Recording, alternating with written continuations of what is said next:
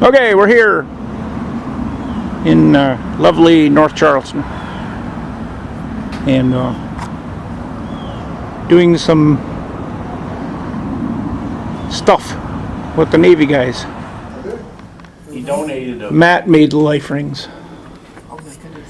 Matt Method. The only thing we're I gotta missing get is, some good close-ups of the Carl's quarter rings. boards. Yeah, them quarter. I had 3 of them jokers. You got one? I got a statement out. I bought it from him. Okay. And I just filled it with the last quarter.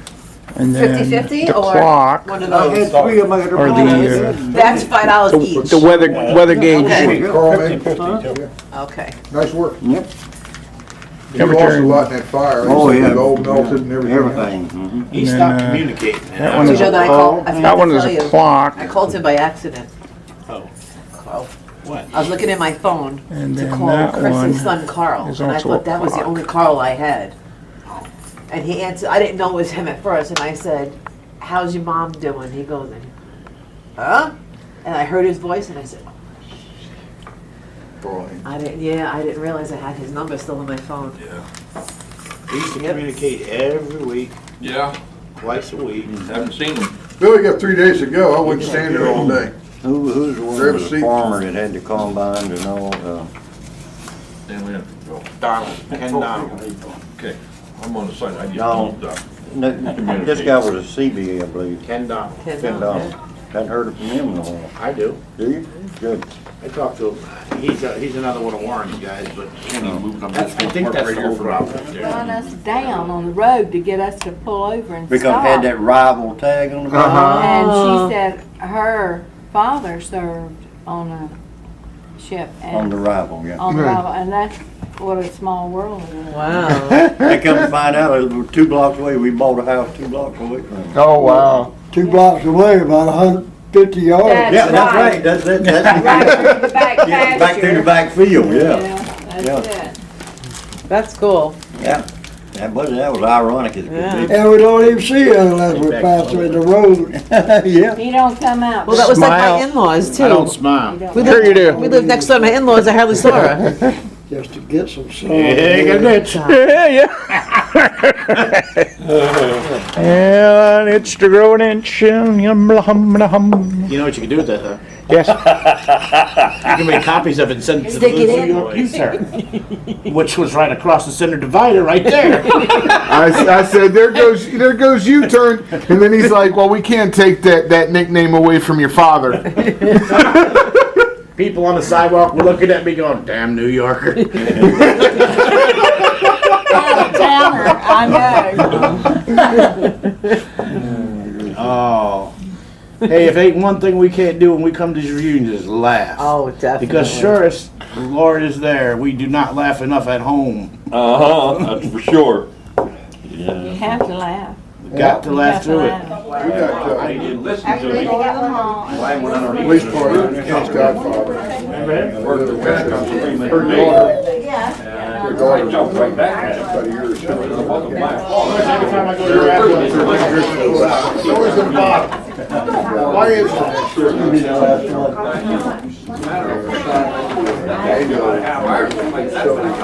That was the Logan. That was the Logan one. There you go. And now inside, they're not like this. I have it hanging on the shoulder. You're going over and organize school. Usually go on. They come with your, This morning I had yeah, This is eight, an archaeological. he'll have them for you. yes, sir. So we'll be with you. Passport up to date? It's okay. It's okay.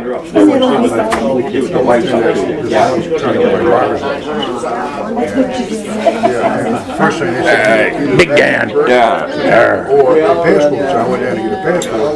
And the law is a federal law anyway, it's just not everybody's implementing it. Florida was the first. That's what's left of my breakfast. Oh, yeah, I went there. And you ate a long time ago, and so did you. And so did you and some of the other folks around here. Anyway, I'm just on a liquid diet. Joe's here getting food. And let's I'll sit right here.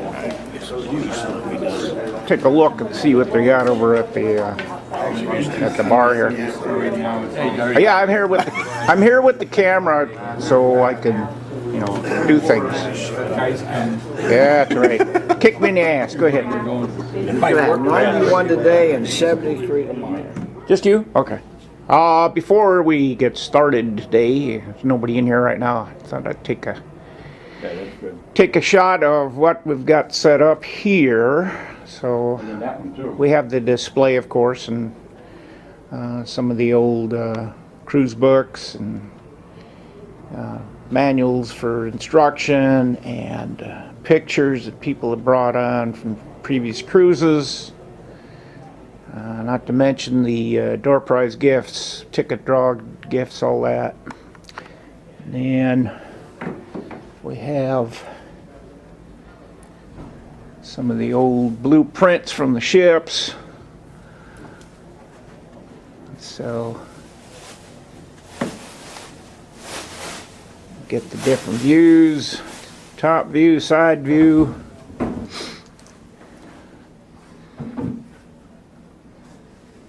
Different deck levels.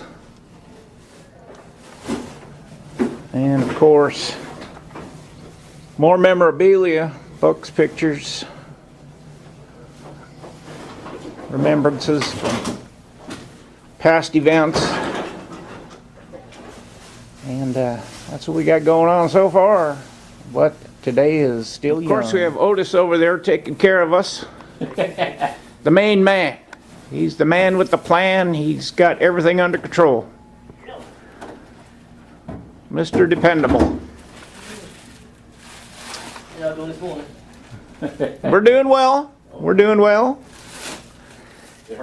And we have a new display from Raleigh Grant. Built an MSO right out of toothpicks. And he wants to donate it to the $5 the $5 auction. Yeah.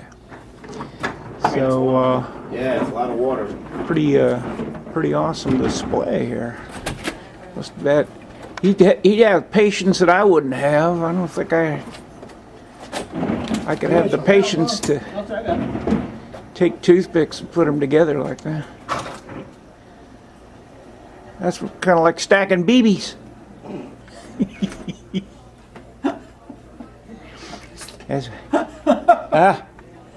I used to do that. They made me do that when I was in boot camp. Here, stack them BBs. Okay. Rick wears one. He looks like a dang alien. Well, yeah, I gotta flip over once in a while. You got a mask on your face. What are you gonna do? Sleep on a mask? Yeah. Yeah. That was a You good have to have the video right on type of that you mask. put on there. They have YouTube. different types. Sorry? That was a good The video one I have on is YouTube. so Well, small. I want to get a little bit more today. I want And I to loosened get up more the BS band sessions at the like top. this. Yeah. Because And it's only more or less actually snug here. more don't Navy have to stuff, you make know. tight. Yeah. So if you got some Navy stories you want to bring up, Inside the cup, I'll put them up there for you. Good. I don't want to be on There film. are- I'm a fat, ugly it's fucker, like a and I don't want double. to see myself. Thank you. Well, I don't have you on there. I got him on there. it is like a real soft rubber. Oh, and when the air comes in, You know what they really need though? and Is when a the air is a minesweeper. All of blows us it old up. farts can And it makes go it on real and just snug. sit, sleep on it if we want to. You know, And as big as I am, a cook on there to cook for us. Small. No, don't go nowhere. Just just the fact that we just had a So it's that blame minesweeper that we could go aboard. You know, visit the old days. Reach over and start a packer just to hear it run. You know, not do nothing, just let it run for a while. Well, we had that sorta down there in San Antonio when we were on the Is that MCM? on the MCM down there. You Yeah. guys missed a spectacular little discussion. But that's still, last you know, night. That was good. regardless, Commander Brun it's still said he not was the with us all wooden night hull and started minesweeper. talking, We were Wow, that was accustomed really to. Yeah. intriguing stuff he was telling us about mine. You know, all of He's us, done a lot of studying. A lot to write those books. You know, I learned how to just sit on the stack with the phone on it. He taught me. Guest speaker. I was both made to watch at night, and I'd make BT drops He for sat him. here with us You last know, night till almost Yeah. 11:30, And, just talking to us about everything he learned. and there was a lot of us on there, Some of you the know, stuff that we was never all knew about was independent going duty, on. you know, like I was a Very gunner's mate. interesting. Saturday I night, had the he's gonna mess have us decks and all, sitting and there always listening. fighting with the He's got snipes some because good the passageway there He's in front of the enjoys chow it, line, you know, and he's snipes telling- come out the but he's engine like a room, damn track up with encyclopedia. nice He shiny knows tile everything floors. about everything. And he told Me and the Dave snipes drove were always about, fighting. Mike Warren. Started told making Oh, him yeah. take the shoes He- off at the he dropped hatch the to the poop boiler on it. flaps. He told him straight But, up as a supporter. That was the best to 3 or give 4 it years up. of my Navy career out of 20. Yeah, I enjoyed my time on the Adroit and also on the Devastator and the Guardian. Yeah. So I was on the old ones and the new And the ones. new ones, Realize it. Well, he'll never get it in up. your impression, I know the new ones were more modern He's and probably more advocating spacious. to start a minesweeper museum. But everything on He the is wooden in hull San minesweeper, Diego. That's how if much it wasn't in its supporter place, he it was is. in the way, you know? That's exactly right. You had to have it. Well, it was that way on the new ones too. Was it too? Yeah, it's on that. It's the same in all Navy ships. Yeah. It's amazing the things If he it's was not in telling us its last place, night. We it's were in the just all way. sitting there going Well, like, tell us having more, become tell us EOD, I would have He loved to has have been knows on the history the of newer sweeps sweeps with since he started talking the, from World War remote II. I think. devices. He just kept on going up. Yeah. and He did. I'd love to work with them. Knowledge of Everything. Yeah, it was pretty good I went to the doing mine ops Museum over of the during Army. Persian Gulf. World War Oh, yeah. II First D-Day Gulf invasion. War. Well, y'all They had had the minemen aboard videotape. also, didn't you? No, we didn't. Minemen? No, Where the No. fleet no, we did. goes. At that time, We've we already didn't have the been. minemen. They've converted a lot of those rates, various rates of sonar techs and the ETs, and But they combined all they the, like, combined all radarmen those and everything.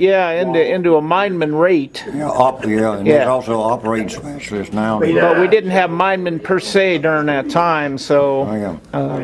Okay, Yeah, so EOD Gabby's sitting still across rode your minesweepers, the though, right? restaurant last night, not saying that you were on doing. some they did. Yeah. We didn't have any EOD on ours. I crashed and burned. No, But, we were at the restaurant last some- night. yeah. We had a It table depended on if they wanted war trophies. We had everybody Oh, cranked up. guy was- Because on our Some of ships, the stuff the that was coming out. the remote piloted vehicles He couldn't- had little first bomblets we were on there told- that you first could of all, there drive was or 7-foot drive the I don't know if you've seen him. the little swaggering about. submarine He was next saying to some the silly mine shit. Drop the Everybody explosive went and out. drop the charge. explosive there, and then drive the boat away about a mile and She was handling like 5 using the tables. underwater telephone, And our- send a us two-tone I asked the gentleman waiter. two we had a tones male through the and a water, and it would female. set the, Asked gentleman explosive waiter charge if he was off. going to Yep. conduct a Chinese fire drill for Yeah, us that was- later.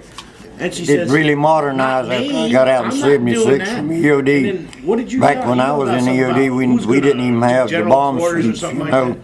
It was But that they were working close so your hard, eyes they and- didn't even hear what we were saying to them. yeah. and Bill. feel to see if you could. Bill's stuff came, Kim's stuff But, came, my stuff came. no, I ordered chicken We parm tried to chow. do as much as we could And it was like remotely, a but half we a didn't pound of have red the pepper in it somewhere. remote operated I took a bite of devices that, to my use back nose then. started flipping. Now on the She had Adroit, her they soup had a and little cheese, but holy ROV, Christ, this stuff is- but all it had was a Both of us are camera sitting on it. I never Oh, to had identify, Italian Yeah, to sauce identify. that made your mouth burn. Yeah. So My lips were burning. it didn't. I So I said to the guy, don't "What's in remember. this? No, Would you put I don't think it jalapenos had in any there or cutters or anything on it And then my even. wife said, "Looks No, like there's it a lot of wouldn't red have because pepper there in wasn't enough strength on it. So he Yeah. took it back, Yeah. and So, then they were arguing but, behind that big flame. The pit. ROV we had I on said, the "Have you ever seen that? You see the flame shooting out of those Devastator grills every so and the often? Guardian, Oh, it's crazy. I the said, big "That's orange somebody one. taste Yeah. testing the food back there. And the shit's That one going had in 2 there. cutters up It was front unbelievable. with small charges in there for cutting cable.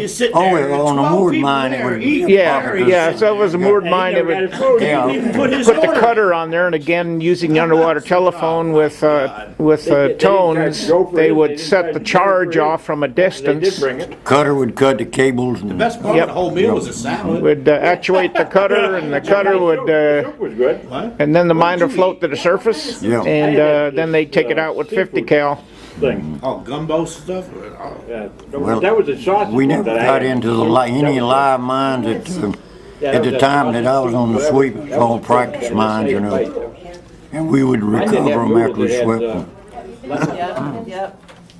I signed already. Yes, I know you did, dear. Thank you. You're welcome. Oh, yeah, that's That's good. They just opened up. They're okay, but they're, to me, it's not as good as Texas bourbon. I like it. We have one in the city, all right. You ever read that book? Yeah. What is that? Texas. One all but, one all but. Where's that? Oh, you get that loaded. Oh, I never been there. Oh, yeah. There's one about 45 minutes away from our house. Okay, Doug, I'll get you this time. What do you need? I don't know. Give me a sea story. Well, we stopped 2 extra days before we arrived here. We were the first members to arrive at this reunion. We got here soon before Kenny and his dad arrived. We've been having a good time ever since. The swimming pool is fantastic. I like the people. The weather is delightful. Where else? Today is the hottest. Run upstairs. And then tomorrow for our big reunion and the bus trip and all, supposed to be a lot colder. Some of the people are talking about wearing pants. Are you? I don't wear pants. You still wear pants? Yeah, see, he's in skivvies right now.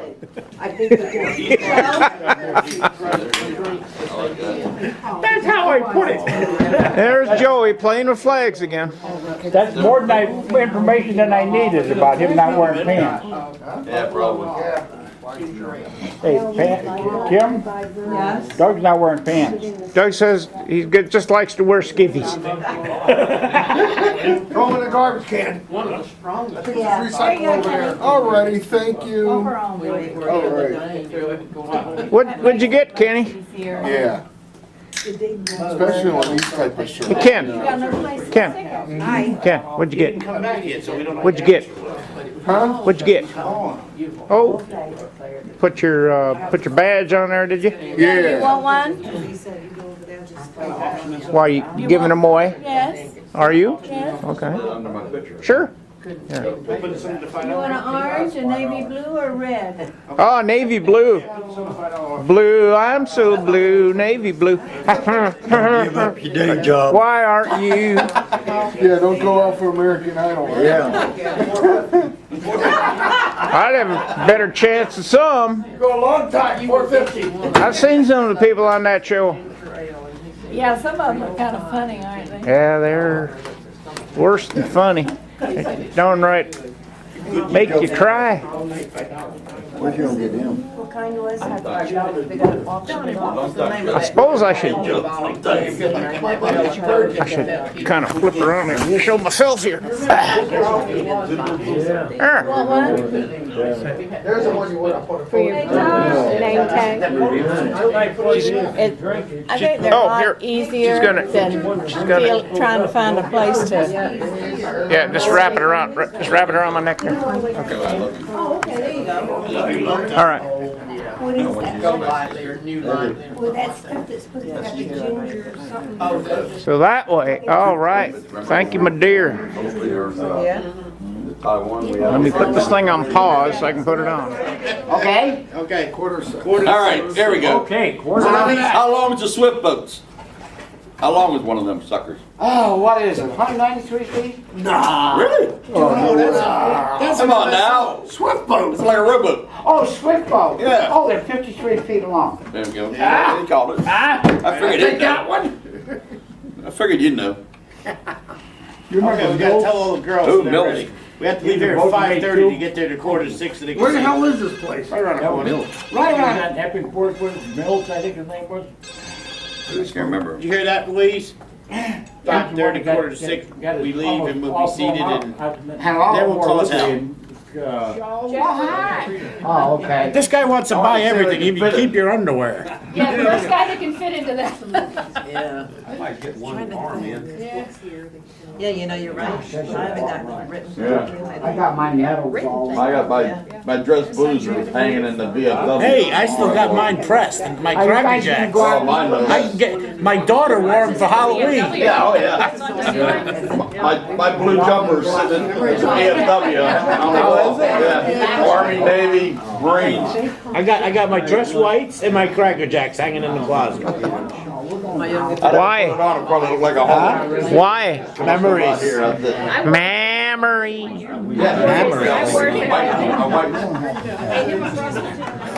All shorts, going shorts. Go, Liberty Cole. Liberty Call, Chow Call, whatever it is. You coming with us or you going home? I am going with you. All right, chow down. I never pass up an opportunity to go to Outback and have a steak. Oh, I don't like steak. I'm getting ribs. We'll walk with this one for Everybody read Sergeant Gordon, Johnny Decker, when we get back signing. Gary and Gene will go, yeah, we know where it's at. We're coming back. Thank you for programming the GPS because we have used it every time to follow the breadcrumbs back to the hotel. Fine. Does it work well? It works marvelously well. Only the gal's an English gal, and we can't get through with thick accent. Well, you can change the person that speaks. Well, that might be an idea. We're going to throw some Earl Grey tea in her. See if that can change it. Okay. Here we are at Outback.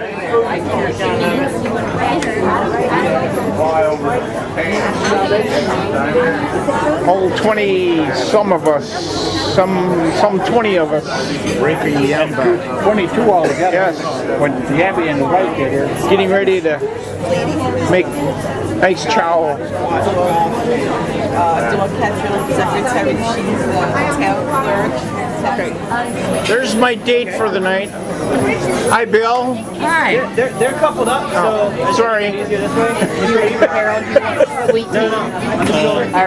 Just come to halfway. And we have, we've got everybody there, and then we can go down this way, and we've got more people here. There's about 20 some of us, 25 of us. And a couple more back here in the booth, a little overflow. So, yeah, we're having fun. And it's all here at Yes, we are. the Outback. So now we're done eating, and now we can go home.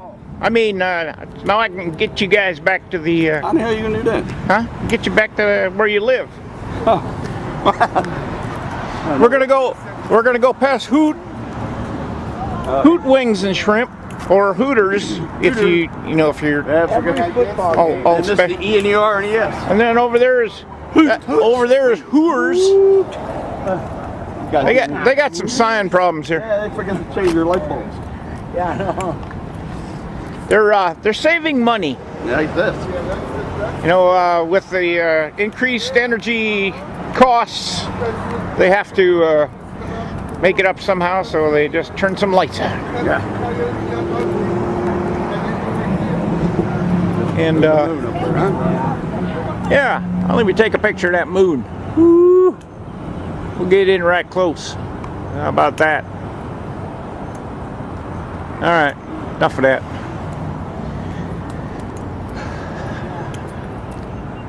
Stop, take a picture of the cinema. Take a movie of the movies. Oh, or something like that.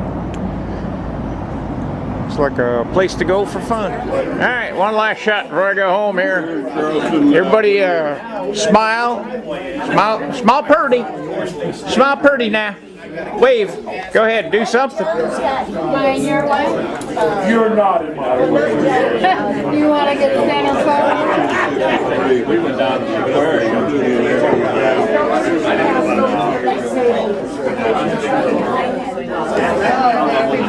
Go get a mat.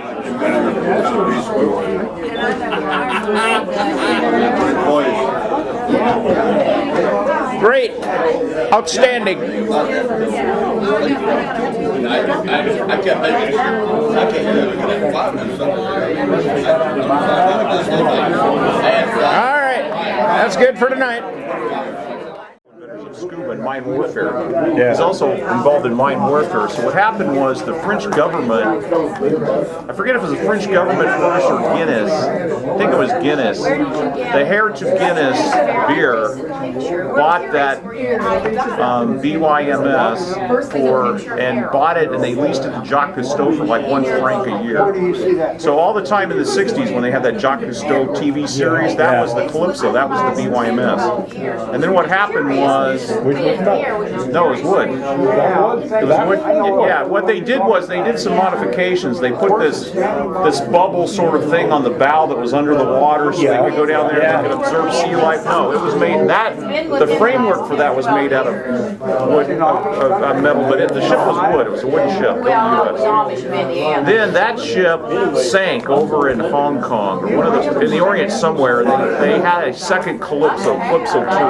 Calypso 2, I think, was metal. And that was a bigger ship, too, wasn't it? Yeah, Calypso 2 was bigger, but Calypso 1 is being restored. There was a passenger liner company that was restored. Carnival Lines was restoring it in the Caribbean, and there was a big fight in the family. He remarried, so he had children from 2 marriages, and there was a fight between the widow and between his other children, and anyway, they finally got Calypso 1. It's back in France and it's being restored. Very interesting history. And John Wayne actually had everybody knows about his former minesweeper, but before that he had a YP, which I'm writing about now. One of the guys who led us around told us about that, but I wasn't paying a lot of attention. So it appears that he bought a YP after World War II when they sold those off, and then he upgraded later. He got the bigger one. Mm-hmm. They were telling us about how they would exhaust. There was no stack. They would exhaust out the sides, and the fumes would come back up on deck. Well, there were 3 variants. The third variant of the YMSs did not have stacks. And they said, I write about that in my latest book. Crew members of adjacent ships said they smelled like noxious skunks, and they complained bitterly. Yeah, when they lit off their engines, it came out the sides of the. But that was the third variant. That was the first 2 of the YMS. Those are the last ones they built. That smells wonderful after chow. That was like the little turbo boats we had with on the Epic Forest, on the lower deck. Right. In the well deck, they used to, when we have to go on the flight deck, you'd have to smell all that shit right through the deck. But it was good when you got where the lake in Korea, because it kept you warm. What years were you on the Epic Forest? 65 and 67. Through 67. Oh, so you were there after they did the survey of Camaran Bay, which I write about. That's a good ship. We anchored in Camaran Bay for a month back in '65. I was on there from '64 to '66 on the Epic Forest. So you were there for the survey of Camaran Bay. I don't know if that's what it was. I can't remember what it was. I was there. You had coastal boat. You had MSCs with you, and you had divers. Yeah, we always had MSCs. And you also had Marines on the shore. We anchored in Camaran Bay for a month. Yeah, I write about that in my most recent book. Yeah, we were there for I bet you at least a month. You guys got the Armed Forces Expeditionary Medal. Yeah, 74. I mean, I read that. Yeah, I thought they switched that over for this. Formosa Straits. Don't know whether I read both of them. They were our village flagship division. Oh boy, I tell you what. Oh yeah. We might be in the state flag. We got more medals. So I can tell you guys all the awards now. You have. I used to operate off. Oh yeah, 40 years. I didn't know I rated this one. Wonderful. Huntington Beach. I didn't know I rated the Oceanside. You was out of Long Beach with it, wasn't you? 2 years ago. We was out of Guam. All right, getting ready for the bus tour on that bus. There'll be another bus here for those of us on bus 2, but this is bus number 1. too much smoke today. I generally try not to do that. On my real job, I contract to these good folks here, but I do the harbor tours with Spirit Line Cruises, which also does the Fort Sumter tours. We did one yesterday, for example, at the Fort Sumter, through this company actually, but I also drive the small bus tours in town, the 24-seater buses. Y'all have seen those, I'm sure, around. That requires a very rigorous exam, and from what I understand from professionals, it's much tougher than the exam that the large bus drivers have to take. Sorry there. You guys know Julius here is our driver today, of course, and no dig at Julius there.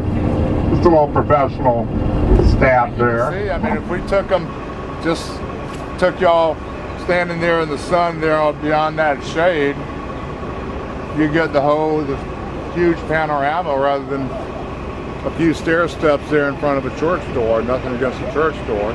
Right.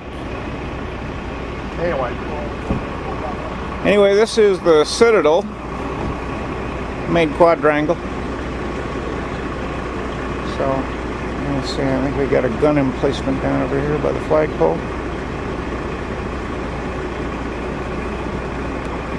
And then we're going to shoot, the side of the buses here. As soon as we get people up on the steps. So, there they are. I'm going to have to get up there.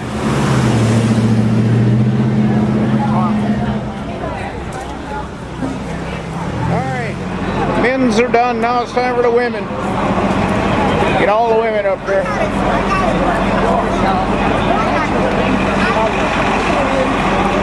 What do you think, Floyd? Did you get some pictures or not? Somebody... Yes, she did. Okay, good. Good. So now we get the women.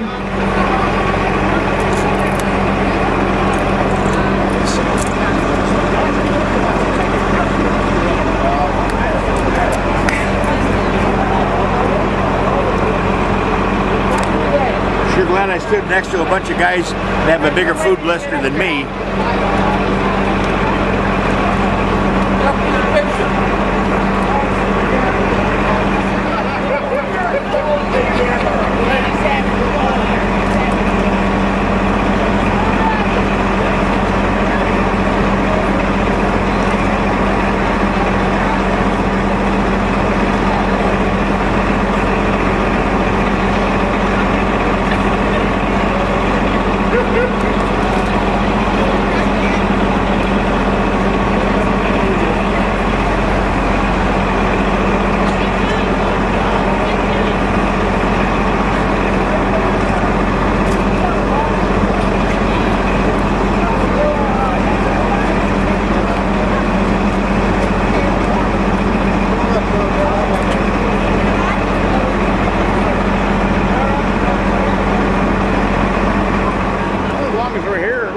Do some inside picture shoot.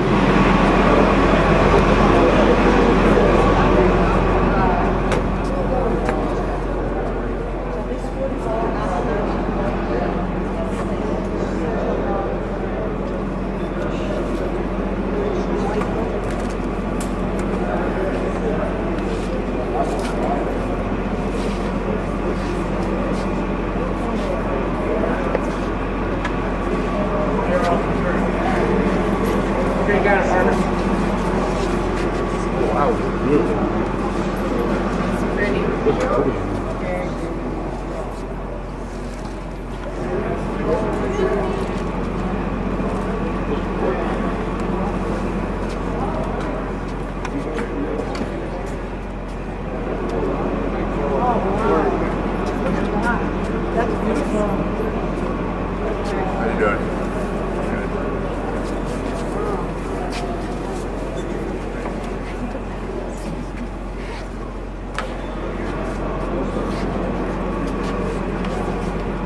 Good, huh?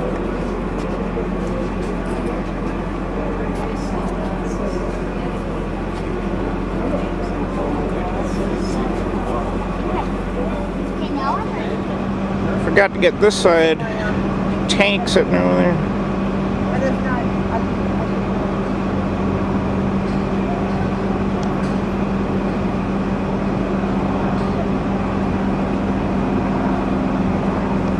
Or APC or whatever. I guess it's an armored personnel carrier. I don't know. Let's see. And then farther over there's the tank.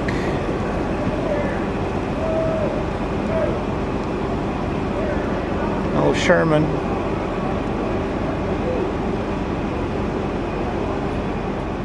Alright, looking down the battery.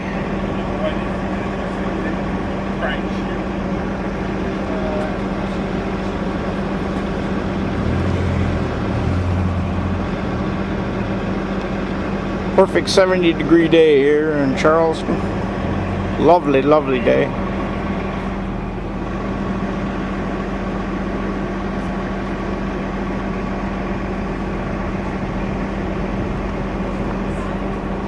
The heat's not an issue for us old folks today.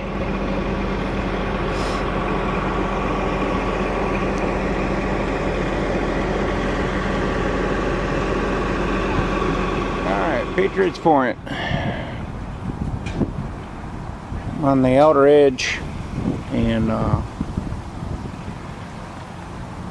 lot of static displays here for those who have not been here before. It's the Yorktown, carrier Yorktown in the background. Get some different shots here soon.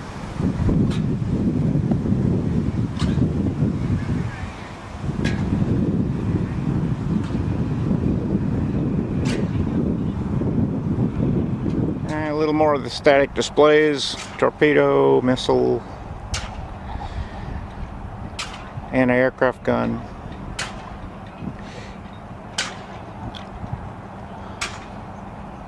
Even get a picture of the Arthur Ravenel Bridge that replaced the old suspension, the Grace Bridge, and I forget what the name of the second one was.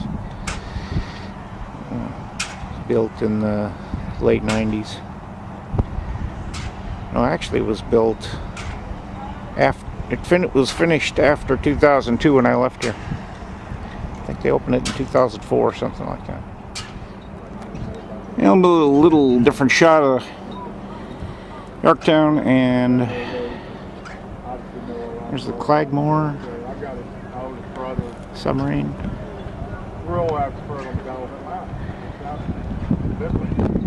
Let's see what we got in the flight deck here.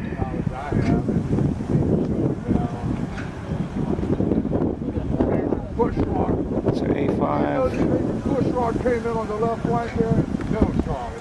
You haven't touched White at his death. There's an S2. Worked on those. There's an A6. I don't know what that one is inside of there.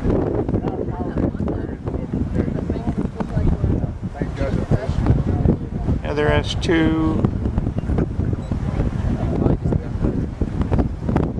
A7. Worked on those.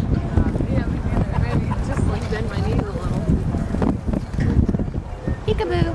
Peekaboo. Smile at you. Alright. And over here we got a roll on, roll off cart transport ship. That's across the river. We load the cars on from the BMW plant up north and take them over to Europe and sell them. And then over here we have static display from the Vietnam era. Got a Ford base camp on the other side of this garage that is just left of picture. I'll go and shoot that.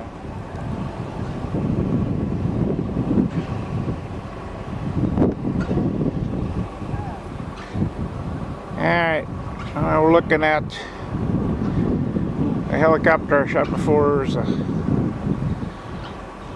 riverine boat there. And over here we got all the hooches.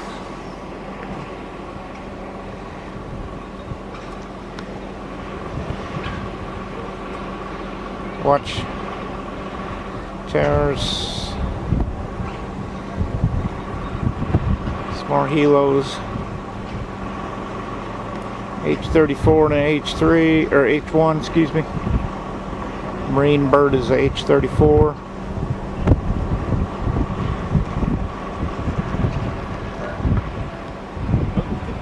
Got the MASH unit there.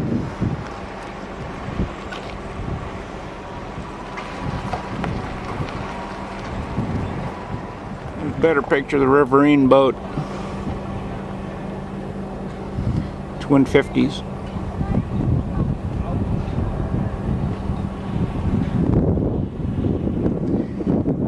And a side shot of the helo.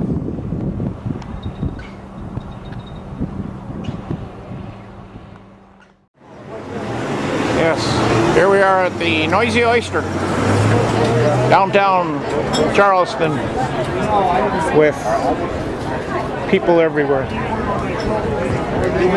Standing in line, waiting to get in. The group is here and there and everywhere. They will too. And I even brought my wife.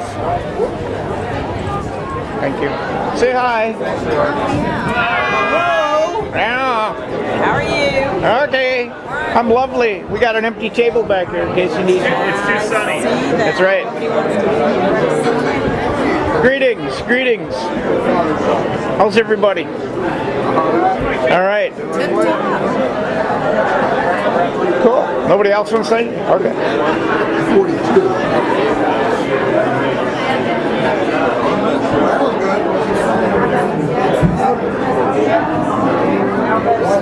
All right. You're sneaking around. I'm going around and saying hi to everybody. If if you want to say hi to anybody, go ahead. No? Okay. You're going to be on the internet now. Yeah, you're going to be on the internet later tonight. Thank you very much. You and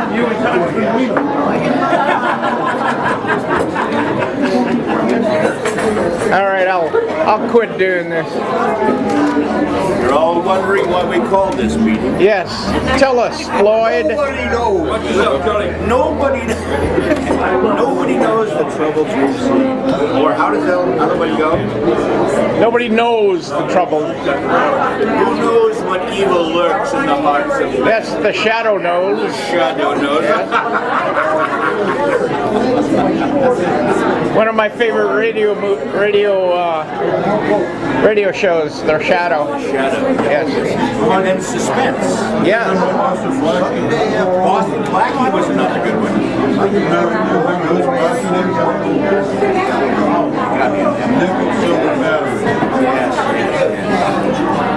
All right, I'm gonna walk back over here, get the rest of the gang. Oh, hi. Hello. It's nice to see me again.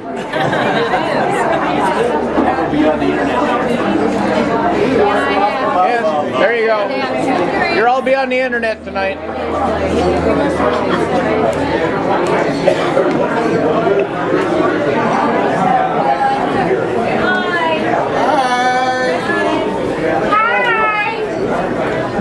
Hey, Charlie.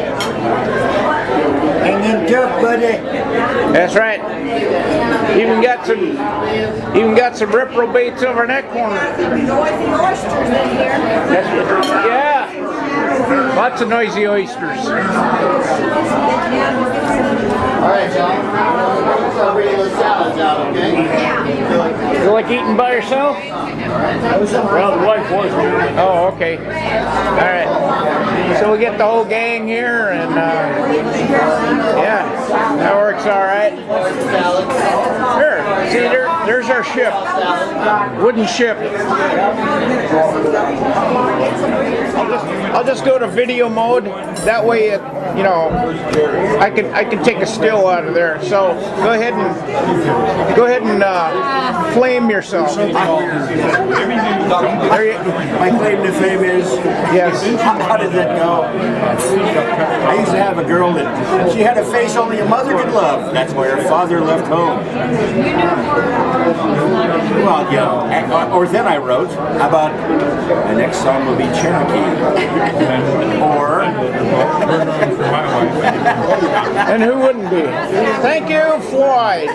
Thank you, my good man. Yes, yes. Oh, yes, very good, man. I was going down the road the other day, stumbled upon a case of bourbon. I went on stumbling for 3 days thereafter. Or what was that other one? We're still doing best one and best two. Whatever you get on.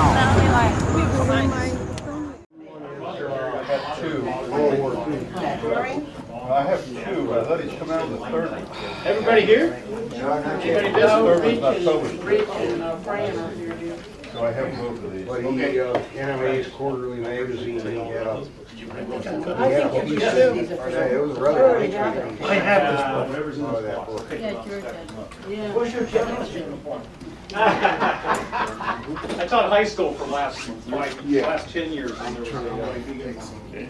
Whatever the price your publisher is. That's the most expensive. Book number 3 was on sale already.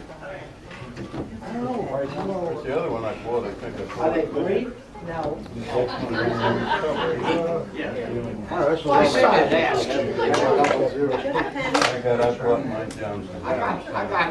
was going to bring that here. Thank you. I got it. Boys, bring that. He started it, Mommy.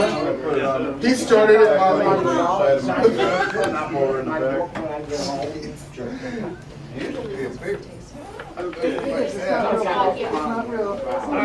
Right over there. Make me get your break over there. You can round that down. Okay. I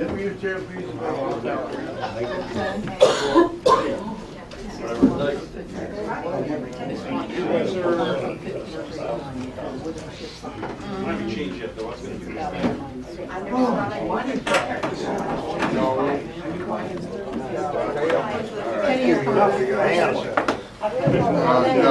What we have? Also selling $5 a ticket for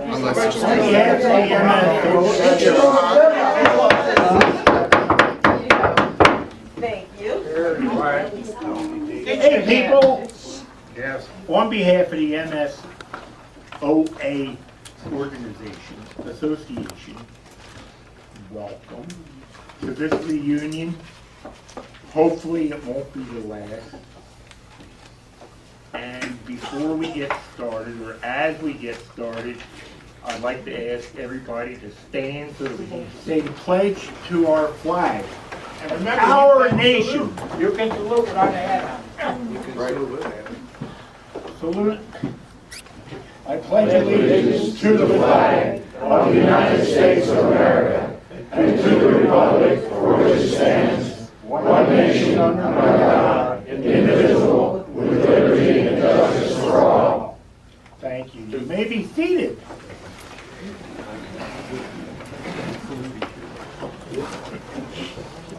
Let's be reverent just for a little bit. Our God, the great captain of the sea, sky, and land, we come today with joy, sadness, and celebrations. The joy we share for our health, friendship, and safety as we have traveled from many parts of our great country. The joys of brotherhood with fellow iron men from wooden boats. As we've all aged, we've grown to appreciate the many gifts that you have given to us. We all share the sadness, for we have suffered much personal pain and the loss of fellow brothers and our family members. Be with those who were unable to join us. We come today in celebration of life for those departed and all of those innocent persons who were taken on 9/11/2001. Be with the survivors, families of persons taken, and our friends. Realize that we shall never forget that tragic event. Be with our military as they all strive to do what is right. May you guide them all. We are here for celebration of our naval service at this reunion. Bless those who have worked so hard to make this a great and memorable event. Watch over us all as we continue to celebrate, giving us all health and happiness. In Jesus' name we pray, amen. Amen.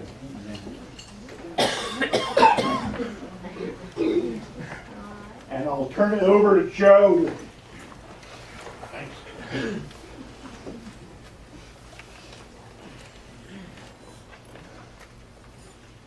Thank you all for coming. I think it turned out pretty good so far. Thank you, Larry, for working with us and doing another great job picking up. Even though it wasn't on the top 100, it was great food. Oh my God. Cheryl here?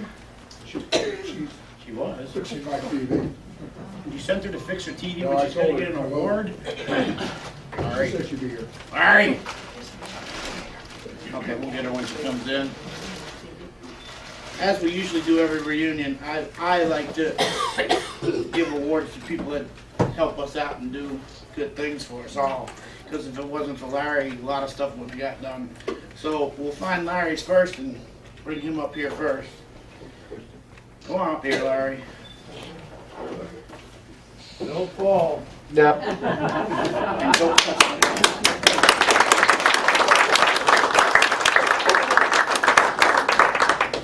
On behalf of the Navy MSO Association and membership, with sincere thanks, Lawrence K. U-Turn View for the NMSOA Reunion Director for over 8 years of dedicated service to the NMSOA and outstanding contributions to the Navy MSO Association, Inc.'s 2011 Crew Reunion. Thank you, bro. Appreciate it.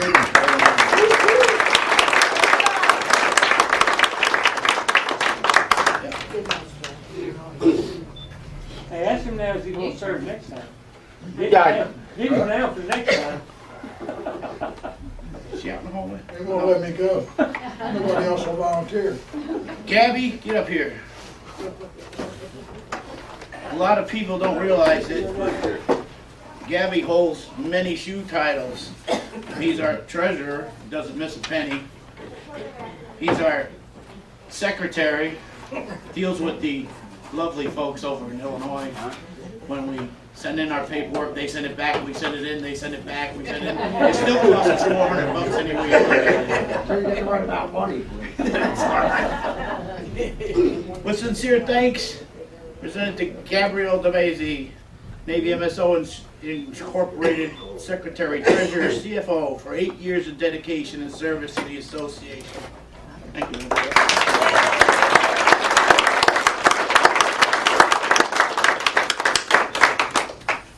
And the lady from the hotel is not here. Let me go see. You made her go fix your TV, of course not. I tried to get Paulette to come fix it, but she had to stay at the restaurant. Yeah, I bet you did. Yeah. Now we know why we stayed there. They say when we pick a next reunion site or whatever, I'm gonna have to make another advanced trip to Elaine's thing, so. Now I know why the advanced trip was so popular when you come home. Don't tell my mom.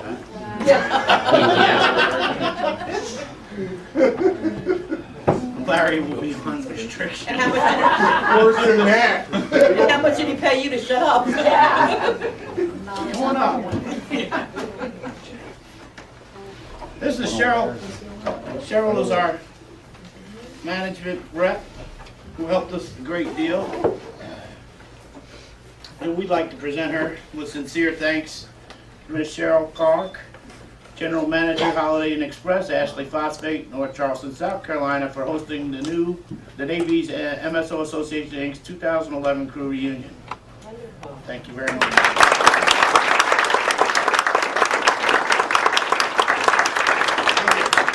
It's been our pleasure having you all stay with us. We're just blessed in that our hotels are located in between the Navy base or the weapons station and the Air Force base, and we have military touch our lives every day. But to have a reunion come back and to have you all here, it really is. It's been a joy for our entire team. So I hope you've enjoyed staying with us. Now,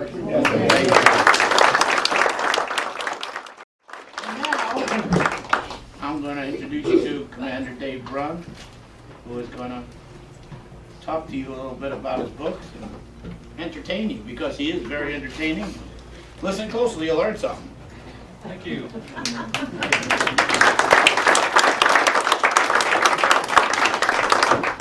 My association with the MSO Association started back with Vic Lewis. When I started working on the first book on MSOs, he was doing his 101 MSO site, and I got in touch with him. And when the MSO Association first formed, he wanted a vetting process of the initial officers, and he asked me to be one of those persons involved in it. And I was sort of involved from afar. This is the first time I've been to one of these events.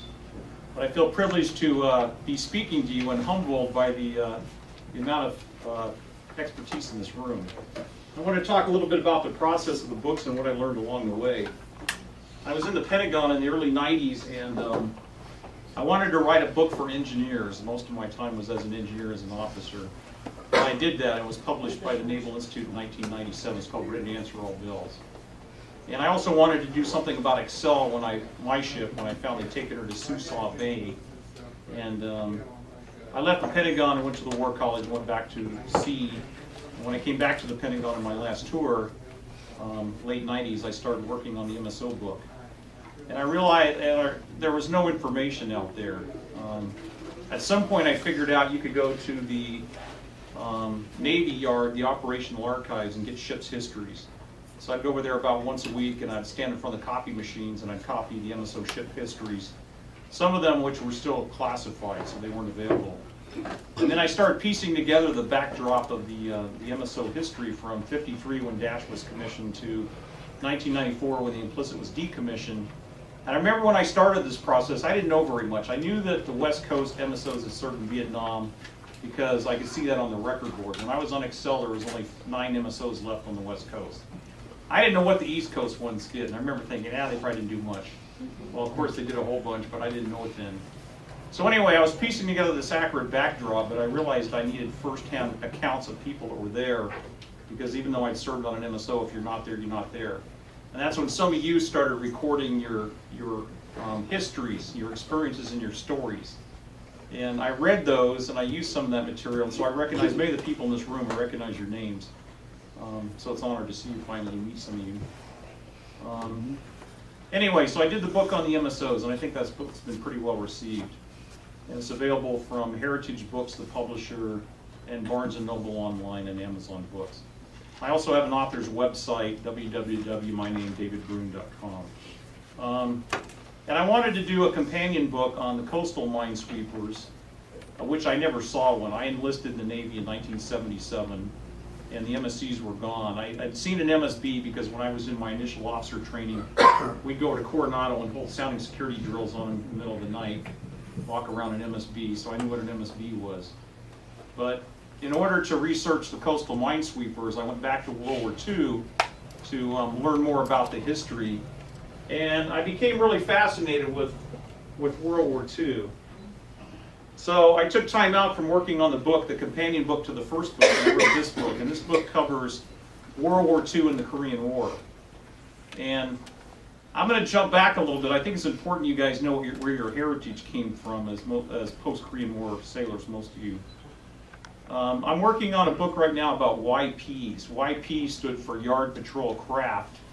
Within a couple of years of World War II, they were being called Yard Patrol Vessels. The Navy put out a war plan. It was called War Plan Rainbow No. 5 in 1941. And what the war plan said was, should we go to war with Japan and Germany, these are the forces allocated to the various commanders, fleet commanders, sea frontier commanders, etc. And these are the tasks assigned to you. Well, for the commandants of the naval districts who were rear admirals, they had some old World War I destroyers in some cases. A couple of them had some old World War I submarines, S-boats, old aircraft. They didn't have minesweepers and they didn't have YPs. So what the Navy did, they put an X in front of it. So if it was going to be a coastal minesweeper, it was designated capital A, capital M, small c, and there was an X, meaning go out and find something and turn it into a minesweeper. And for the YPs, it was XYP, go out and find something and turn it into a patrol vessel. So what happened was the representatives of the commandants of the naval districts, usually a commander, they went out and started scouring the waterline and they started buying up things. They either leased them or they bought them outright, and most of the YPs were fishing boats.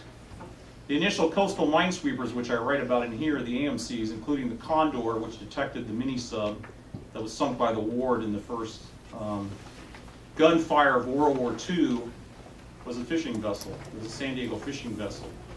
So basically what the Navy did was it bought a fishing vessel, some it made into its initial minesweepers, others were made into YPs, and YPs were patrolling off the East Coast in Torpedo Junction. One of them was sunk by a German U-boat in a surface battle, 230 cal machine guns against a surfaced U-boat. And they did all kinds of amazing things, and that book will be out in about 2 years. But anyway, so that was our beginning. Our beginning was minesweep sailors were ex-fishing boat sailors in many cases. For the YPs, what the Navy did in many cases, they took the skippers of the fishing boats and they made them warrant officers. You're a warrant bosun. And they took the chief engineers and they made them warrant machinists. They took the other fishermen and they made them petty officers. These are all the tuna clippers in San Diego. They didn't even go to war. They didn't even go to boot camp. They gave them uniforms. They painted their boats gray. They put machine guns and depth charge racks on them. They sent them off to war. 3 of those YPs supported the 1st Marines at Guadalcanal. And between 2 of those YPs that only had a 17-man crew, 4 individuals got the Navy Cross. So what those guys did in war was really heroic, and nobody's written about that. So I find that pretty interesting. But anyway, so the Navy gets these fishing boats and they turn them into these coastal minesweepers, and they're divided among the various naval districts as local defense craft. And the ones in Pearl Harbor are going out and sweeping the approaches to the Pearl Harbor naval base each morning for any mines. Then at some point the Navy figures out we don't have enough of these, so we need to build a dedicated ship class. So they build the Exeter ship class, which are coastal minesweepers. And then they build the YMSs. A couple of you here are World War II veterans. The YMSs were 136 feet long, and we built 561. Largest ship class of warship ever built by the United States. 150 were transferred to the Royal Navy, and they were designated BYMSs, British Air Minesweepers. And those guys were in every theater war. The naval architects thought they were actually, their designation was motor minesweeper. That was the official designation, but they were called yard minesweepers, and they were YMSs. Because the naval architects thought they're so small they're going to have to operate next to a Navy yard or a naval base. They were in every theater war. They were everywhere. After World War II, the Navy did a horrific or terrific or huge demobilization. At the beginning of the Korean War, our Navy was 7% the size at the end of World War II. So the Navy shed 93% of its ships. And what they got rid of in mass was the wooden ships because, you know, they need a lot of maintenance. They wanted to keep their metal warships. So of all those wooden minesweepers, the Exeter class and the YMSs, most of them were gone. We sold or leased or traded some of the foreign countries. A lot of them were sold to private individuals. A lot of them were destroyed. The ones that remained about 1949, the Navy designated them as AMSs, Auxiliary Minesweepers. Now when the Korean War broke out, the Navy didn't have enough minesweepers. General MacArthur, after landing at Incheon behind the enemy lines, he decided he wanted to do the same thing on the east coast of Korea and land at Wonsan. The only minesweepers were around. They had 6 of these AMSs that had been sweeping the inland sea of Japan following World War II, and they were pretty much wore out. So what he did was he went to Japan and he pulled some metal hulls, AMs, steel hull minesweepers out of mothballs, put reservists on it, untrained, and they were sent to Wonsan to sweep the harbor. This is Pirate going down. This is Pledge going down. There was 2 other ships sunk there. There was a Japanese minesweeper and there was a South Korean minesweeper that was next to YMS. And so people sometimes say, why is there a wooden ship or a metal ship on a ship that says wooden ships and iron men? It's because this was the impetus to build all the ships that you guys served on. The MSOs and the MSCs, and there was 2 MSIs, and there was 1 mine hunter, and there was the MSBs, the wooden ships. So, as a result of that, the shock of losing those ships at Wonsan, the Navy built the MSOs. You all know they built 65 MSOs. They built a lot more than that, but we transferred, well, they built 36 more. We transferred them to Allies. The Navy built a bunch of coastal minesweepers, of which 24 served in the U.S. Navy. They built 2 smaller inshore minesweepers, and they built 1 mine hunter, 1 wooden mine hunter, and they had the minesweeping boats. So the Korean War, they sent 16 of the AMSs, the ex-YMSs from World War II, over to Korea. 2 were blown up by mines. All but 4 were sold to Korea or Japan following the war, actually leased to Japan. They came back in the 60s. So only 4 of those came home. And what those guys did in Korea was amazing. They got more battle stars and more awards. The guys that were on those 16 coastal minesweepers, the most highly decorated minesweep sailors. And basically what they were doing was the British Commonwealth countries were operating in the South China Sea off the west coast of Korea, and the U.S. was operating off the east coast. And there's a rail line that runs along the east coast, and there's also a highway. And the Republic of Korea Army was using that road to drive the North Koreans north. The enemy was using the rail hub at Wonsan and bringing stuff on the railway, but we wanted to get our battleships and cruisers in close to land and use them to defend our troops and the Republic of Korea and engage the enemy troops and blow up their infrastructure. And the only way they could do that was to send in these little wooden boats, these little wooden minesweepers. The destroyers couldn't get in close enough to really protect them until the mines were swept. So what the North Koreans did was they put artillery inside of caves and they were shooting at them. So these guys, and I've got a great picture in here that was provided me by a captain who's now deceased, that was on one of those, and it shows a hole in the side of the vessel from an artillery round. He's looking out at Sindhu Island. Yeah, I won't worry about that right now. But anyway,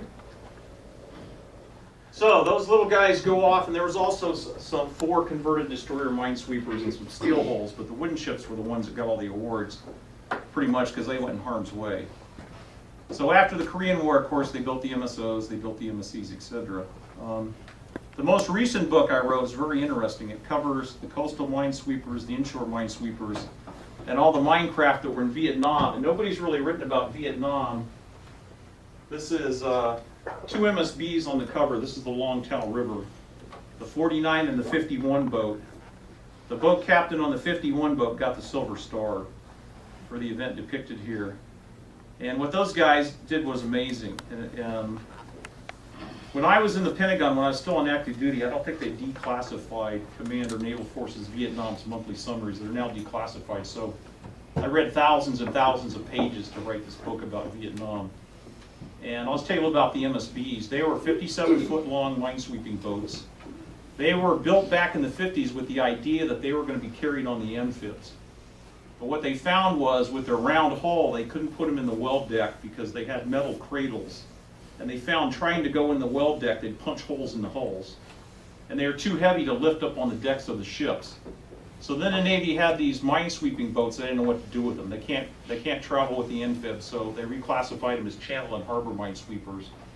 And they operated about 61 or 62, and they put them all in mothballs. Then the Vietnam War broke out, and they needed some inshore minesweepers, so they brought them out of mothballs. They put fiberglass sheathing on the hull. They put a gun tub aft. They put 50 cals on them. They put armor on the deck houses, and they sent them off to war. And these minesweeping boats had 7-man enlisted crews. Mine Squadron 11, Detachment Alpha, the original organization, they were at Na Bay. They had 3 officers, a lieutenant commander, a warrant, usually maintenance officer, and a JG operations officer, and they pretty much stayed in Na Bay and ran the organizations of all these minesweeping boats, and these guys went to war every day. What the Viet Cong was doing, the Long Tao River is about 37 miles long. It goes from the South China Sea to Saigon. And the Viet Cong did not want our merchant ships delivering munitions, fuel, food, everything for the war effort to Saigon. So what they wanted to do was blow up the merchant ships. So what they did was they went out on the river and they looked at the path, the tracks that the ships made going up the river. You know, what channels do they follow to have deep enough water? And then what they did was they took driftwood and they'd anchor it to the bottom to basically define the kill radius of the mine. And they built homemade mines and they put them on the bottom. Then they dig a foxhole behind the foliage on the riverbank, put a guy in there, run a wire out to the mine, and they'd wait till a ship went within the kill radius and they'd push the plunger and they'd blow the ship up. So the Navy takes these wooden minesweeping boats, and they tried O-floats originally, but it didn't really work on the river. So what they did was they came up with chain drags. They took really thick chain, they welded a spike every few links, and they streamed them off the port and starboard quarters, and they went right along the banks. One of them would sweep on the left bank of the river, one would sweep on the right bank of the river. And the idea was they'd sever those wires to those mines. So the Viet Cong figures out, okay, we have to kill these guys on these minesweeping boats. So they started engaging them with recoilless rifles, with machine guns, with rockets. And then at one point they started using claymore mines, their own version of claymore mines, anti-personnel mines. So those guys, there was 2 minesweep sailors who got the Navy Cross, which I write about. There was a number of boat captains who got the Silver Star, Bronze Star. And Mine Squadron 11, Detachment Alpha, those 13 boats at Ma Bay, they were the first unit to be awarded the Presidential Unit Citation by Lyndon B. Johnson. So that's a good trivia question. If you ask somebody who's the first Navy organization, they'd say, oh, it's probably the SEALs or fighter pilots or, you know, whatever, sweep sailors.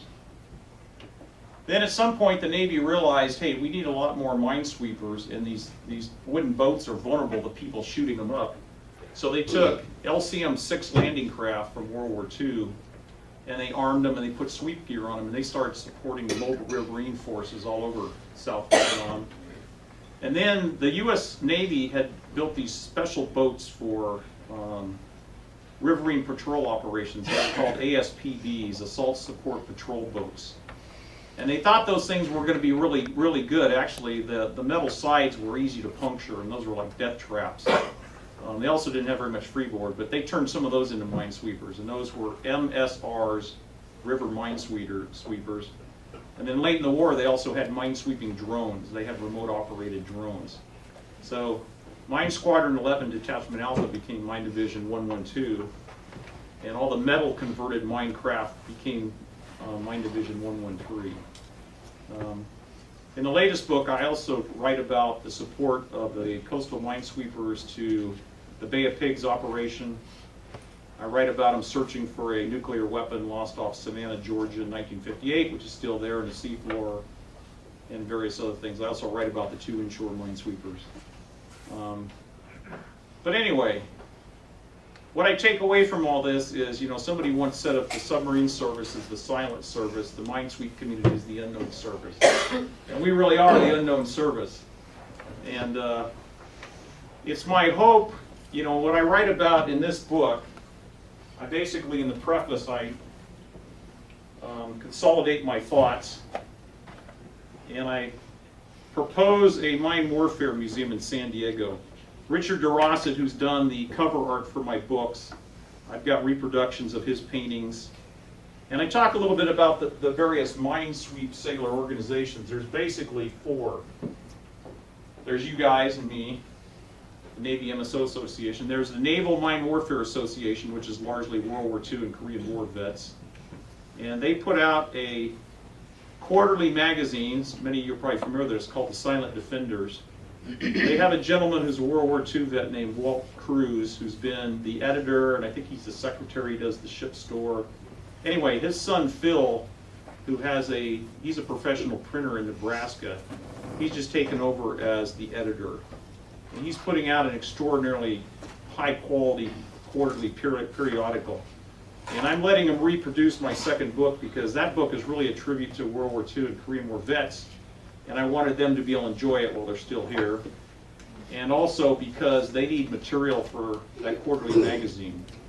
So if any of you are interested, periodically I'll have somebody come up to me and they want to tell me a story, which is interesting to me, but I've completed my book so I can't add anything into them. And with those 3 books, that trilogy, I'm done writing about minesweepers. I'm going to continue to write, but it's going to be about other stuff. So if you have stories that you want to get published somewhere so that, you know, they live on, I would submit them to Phil Cruz at the Naval Mine Warfare Association, Silent Defenders.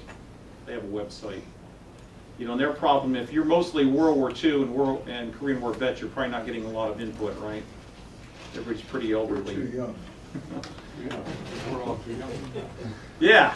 But anyway, so they're looking for input. But anyway, so you have the Naval Mine Warfare Association, which is largely World War II and Korean War vets. And the World War II guys were very helpful to me in writing that second book.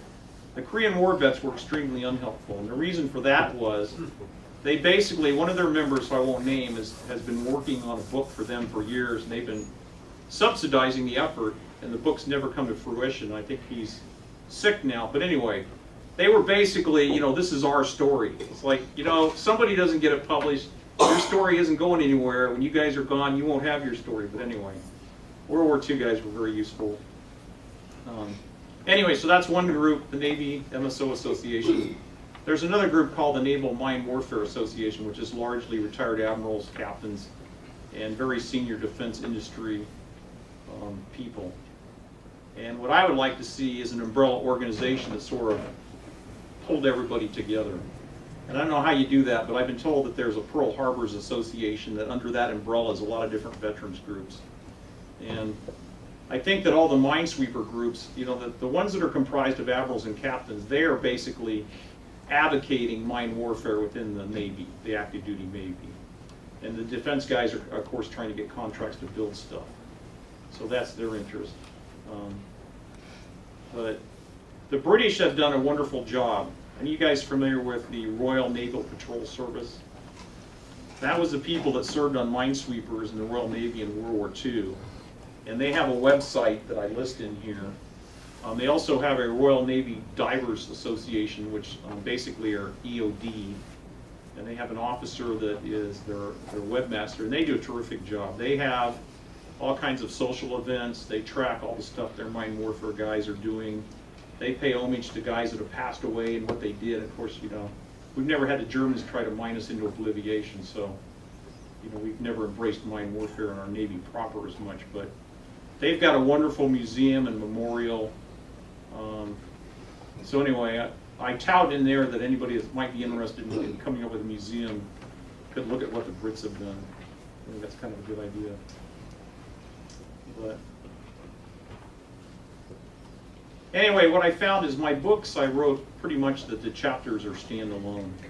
I mean, they're put in some sort of cohesive pattern as you progress through the book, but it's really meant that you sit down and enjoy a chapter. You know, next time you pick it up, you enjoy another chapter. Father Clancy, his books were interesting because you put it down and pick it up a week later without losing anything. You mentioned chapters. Well, the reason I really did that was I'm retired now. I taught high school for 10 years after my Navy career, so now I can write full time. But I was writing at night when I was tired, and I'm a morning person.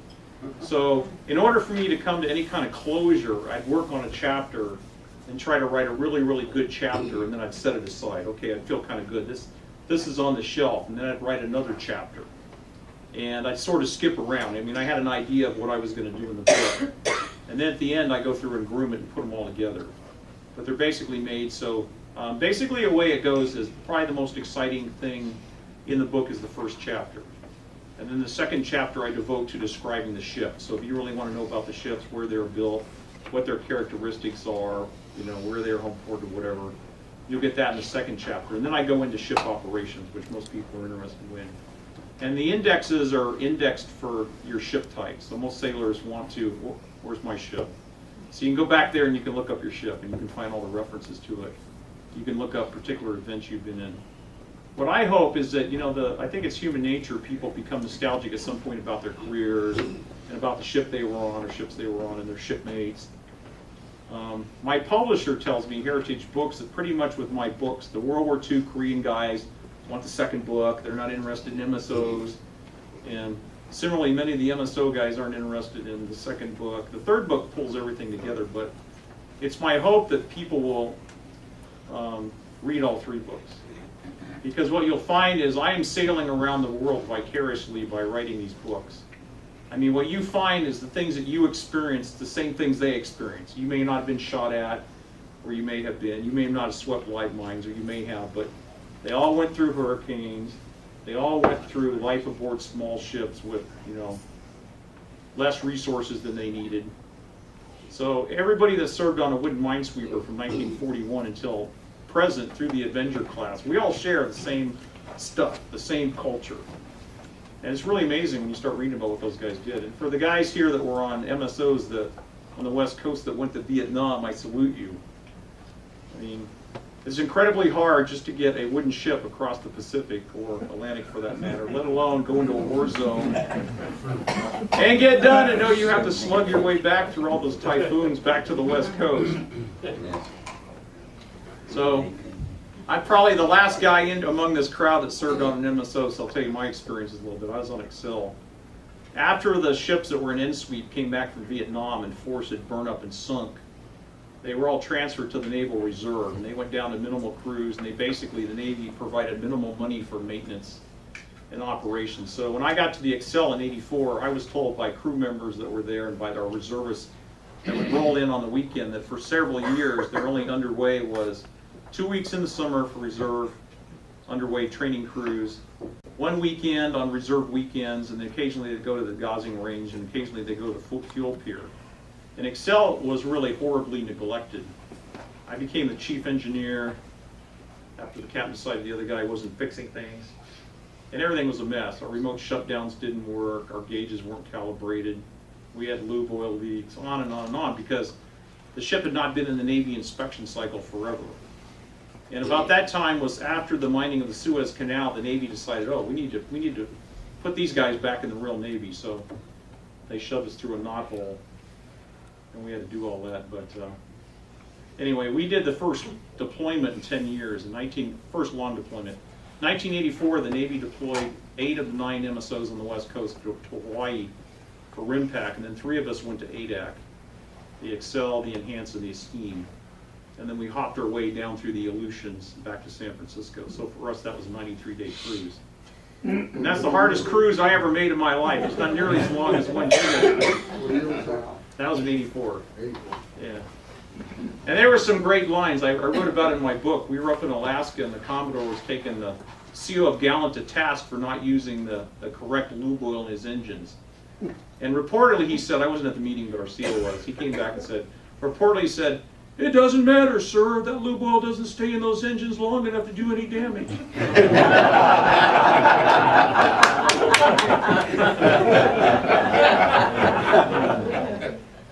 So anyway, we'll jump ahead to Avengers. Some of you guys went down to Ingleside and visited the Avengers. I commanded 2 of them. You know, the Navy really touted how sophisticated they are, but they're basically just stretched MSOs. They have a precision navigation system, so they have better navigation system in the minefield, and they have a robotic submersible. Other than that, they're MSOs. We still had the 6 Bravo, we still had the 4 Victor, we still had the O-Gear, we still had the Magtail. Same story as you guys. So, what the Navy's done, you may or may not be aware, after they closed Charleston, they moved the MCMs, and there were still a few MSOs left at that point, to Ingleside. They closed Ingleside a couple of years ago. They decommissioned all the coastal mine hunters, all the Osprey class. So right now, we have 14 Avenger class ships. 2 are in Japan, 3 are in Bahrain, the rest were moved to San Diego. So our mine force is in San Diego. So what kind of condition do you estimate? If we ever had to get back to a massive use of minesweepers, what kind of condition we'd be in with what we have left? Oh, we'd be in a horrible condition. NMSOA. The scenarios for years and years and years have been unrealistic. I mean, our scenarios in the Persian Gulf were unrealistic. I was over during the Iraq-Iran war. I was chief engineer on a frigate when the MSOs were sweeping. You know, and we had our European allies over there. And actually, the MSOs were better ships than the brand new Avenger because their magnetic signature was lower. There's a lot of things the MSOs did better than the Avengers. And we had all kinds of class problems on the Avenger class, but I don't want to dive into, but related to not enough money. So it's unbeknownst to people, and people that are working on the problem aren't talking a lot. You know, we have the 2 littoral combat ships that are already built. There's 2 different models. One is aluminum hull trimaran, and one is a steel hull monohull. And they've already built a couple more And the idea on those ships is something I actually advocated in my first MSO book, to build modular ships, which the Danish did for a number of years. So they're building these modular ships, and they're supposed to have an anti-submarine warfare capability, an anti-surface capability, and a anti-mine warfare. When I first looked at these, I go, how the heck are they going to go in a minefield? They're made out of steel, and they're almost 400 feet long. They're supposed to use remotely controlled aircraft to sweep, and they're supposed to use remotely controlled boats eventually to surface sweep. But those modules have not passed the checkpoints. They haven't passed the trials. So they're having a hard time fielding that technology. They're also still having problems with the ship proper, but that's something that happens in every new ship class. So the idea is you're going to have a very small core crew on those ships. And then if you're doing mine warfare, they're going to come in and swap out different modules and make it a mine warfare ship. And there's going to be a crew come with those modules, and they're going to do the mission while the core crew operates the ship. And then if you're doing another mission, so. But you know, when the Avengers go away, eventually that's going to be it for wooden ships in the Navy. So, you know, our legacy's sort of coming to an end. I was glad to see you guys reach out and embrace the MCM guys and invite them in your organization. I don't know how many have done that. I guess not a lot because they're so busy in their activities. Charlie is. Charlie. I'm the one and only. Sorry. Are you active duty MCM guy? Used to be. I got off in 1996. Ah, right before I went to Gladiator. Were you Yes, down at I commissioned the Guardian MCM5 and then went to Desert Storm. We relieved the Avenger. Yep, I wrote about that. And we did, I think we got 37 mines, and found the elusive Mine Line 9. I don't know if you ever... I wrote about that. Did you write about it? Okay. Yeah, up by Kuwait. Or not Yep. Kuwait, up by Iraq. By Iraq. Yeah. The one off of Iraq that nobody could seem to find, so we went up and found it for him. And Yeah, I was told that water was chocolate covered. You couldn't see it all. it wasn't very deep. It was only about 33, 34 feet deep. So it was real shallow. Yeah, I talked to a couple COs on ships up there, and they said that we actually wanted to go into Iraqi waters, actually Iranian waters, to clear some mines, and they didn't want us in there, so the Japanese did it. The Japanese went in there. But anyway, I wrote about that, and I'm glad that I did. I'm glad I did these books. You know, it's I was over there for the Iraq-Iran war, and when I go back and read the stuff I wrote a number of years ago, I go, well, I would have probably forgot some of that stuff, so I'm glad that I did it. I hope these books pay tribute to you guys. I hope when you read these books, you know, you can relive your past and that you enjoy it. Makes you think of old shipmates and kind of go, yeah, that was good. We did something important there. Well, I was telling you back earlier, the one and only book that I read, now I got another one to read. Good. Good. So I'm going to continue to write books in the Wooden Ships and Iron Men series. As I said, I'm writing about YPs. We had thousands of wooden vessels in World War II whose history's never been told. And if you guys want to do your own research, I'll tell you about a site that exists now that I'm using. There is a website called fold3.com. And that website, you can use it free for about a week. And then if you want to continue to use the resources, it's relatively inexpensive. It's like $79 a year. They have something on the order of like 17 million records. So what they have on that website, they have all the war diaries that they have on the website that were classified secret during World War II. So I'm reading the war diaries of the various commanders, and when I'm done with this book I'm working on, not only will it be written about a class of ship that nobody knows anything about and that nobody's ever written about, but it's going to change some history because I'm reading stuff in these war diaries that some of the naval historians didn't have access to years ago and doesn't reflect that information. So anyway, it's very interesting. It's very slow. It's on film loop. So you do a search and it brings it up in a war diary like a page, and then the best thing you can do is slowly go back to the beginning and read that war diary. Some are for a month. Some of them you're reading about a ship and all once they stop. They got another commanding officer, or the guy decided he didn't want to keep war diaries, or maybe whoever copied these decided they didn't want to copy anymore, but It's kind of a slow process, but it's very interesting. I'm writing up the Aleutians campaign portion of the Battle of Midway right now. I wrote about YP support at Guadalcanal. Anyway, that's a very useful database. And people will come and say, you know, my dad was on whatever ship in World War II. Go in there and use hyphens, or not hyphens, use quotation marks. Put a quotation mark, USS whatever, never sail, quotation mark. You can select World War II diaries, and it will bring up everything where there's a reference to that ship. And it might be 500, it might be 13, whatever's in there will bring it up. So you can go and read deck logs. You can go in there and type in action report. If they were in an action, there might be an action report, like being attacked by the Japanese. Anyway, it's a very slow process, but it's very rewarding because you're reading the original material that hasn't existed. So anyway, I brought a few books with me. I do not sell books. People always think if you're an author that you're self-published and you have thousands of books sitting in your garage. My publisher, when a book's published, you know, the royalties they pay me is very little, so nobody would ever write MSO books for money because you spend way too long for the amount of potential customers.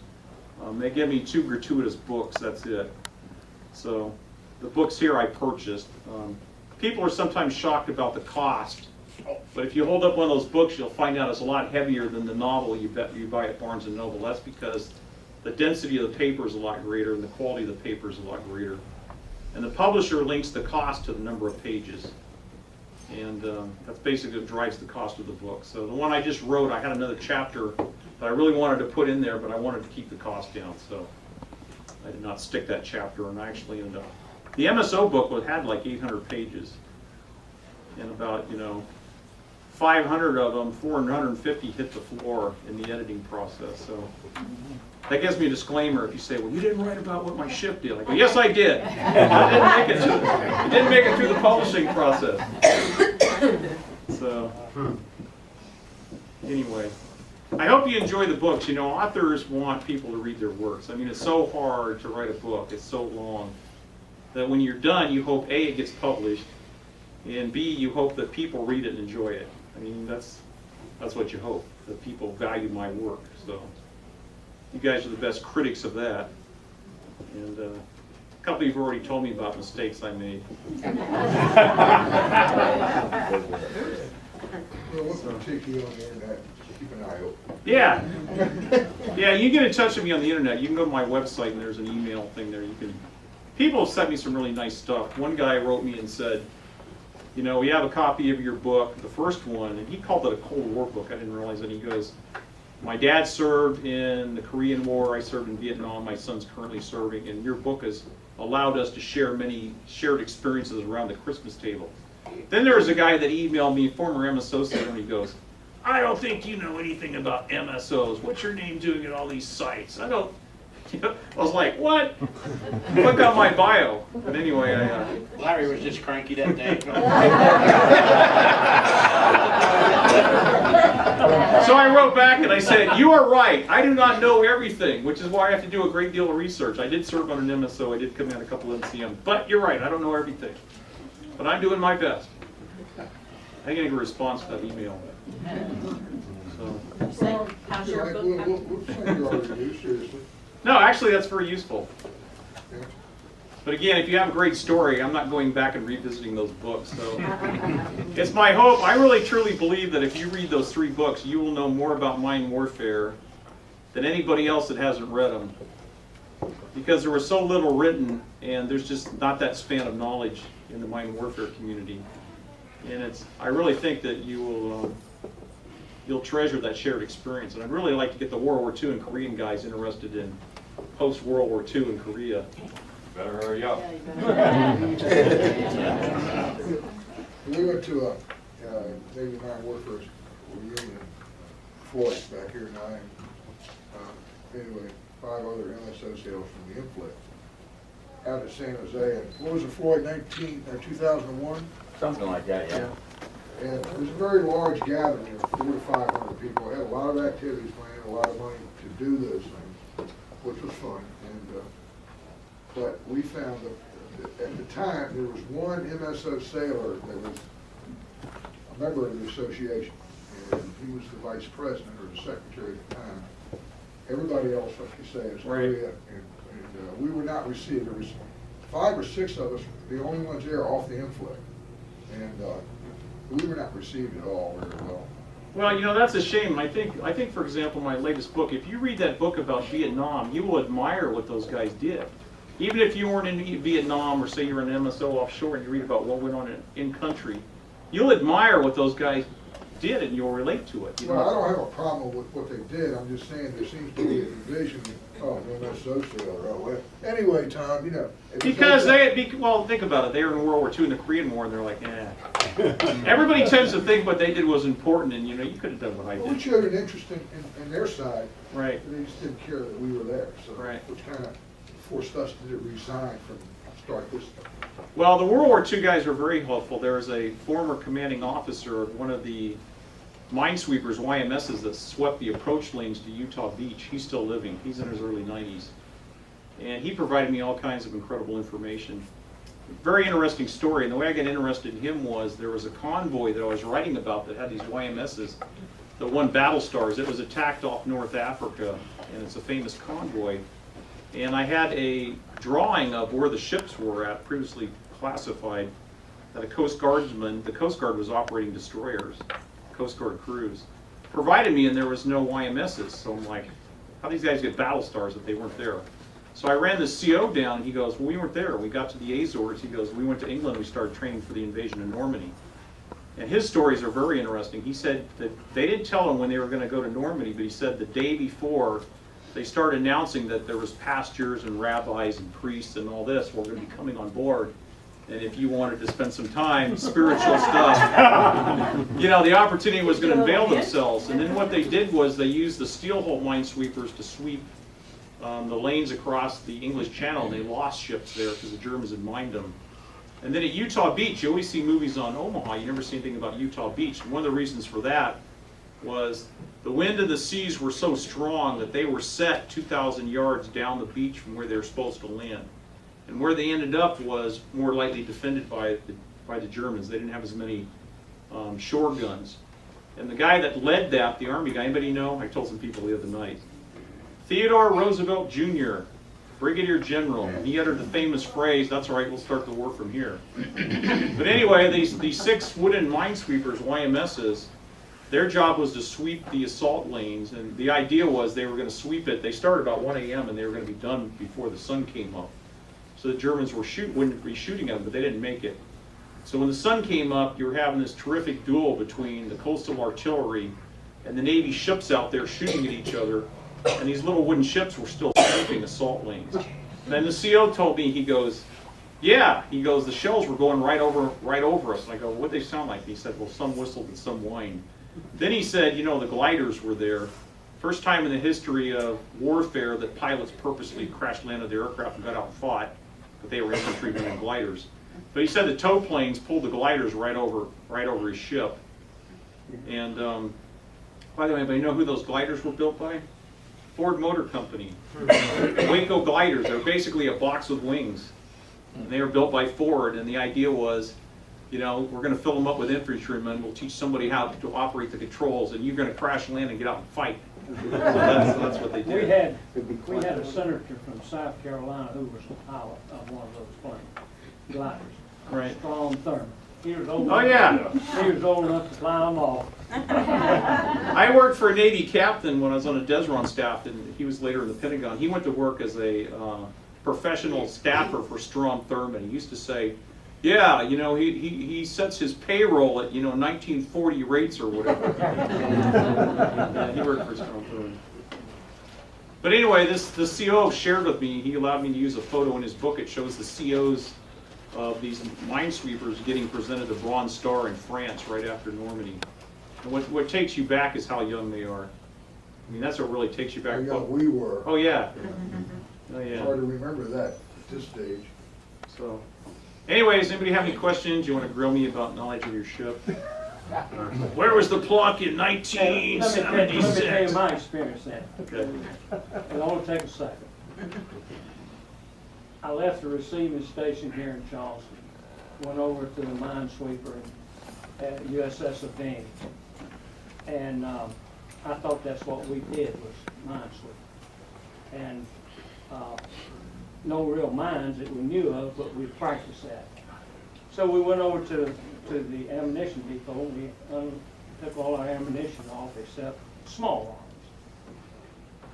Then we went to Norfolk, and we got some UDT team 22, I believe it was. And then we got 3 guys from Washington. Back in those days, I believe it was called Oceanographic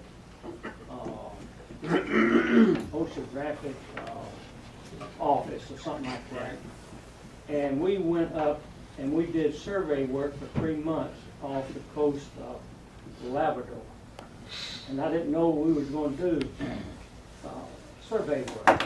What we did, we didn't know that the Navy did not have what the depths of those harbors were up through there.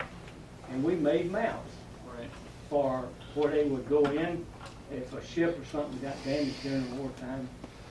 Those UVT guys would go out there, and when a sonar would find a place that was really shallow or something like that, they'd blow it up and level it out and work it a little deeper. And we named 2 islands, and I've tried like a Texas. I never would have believed that I'd been in the Navy and we were still naming land. We named 2 islands after our ship, south of the engine, north of the engine. But I never have been able to find them 2 islands.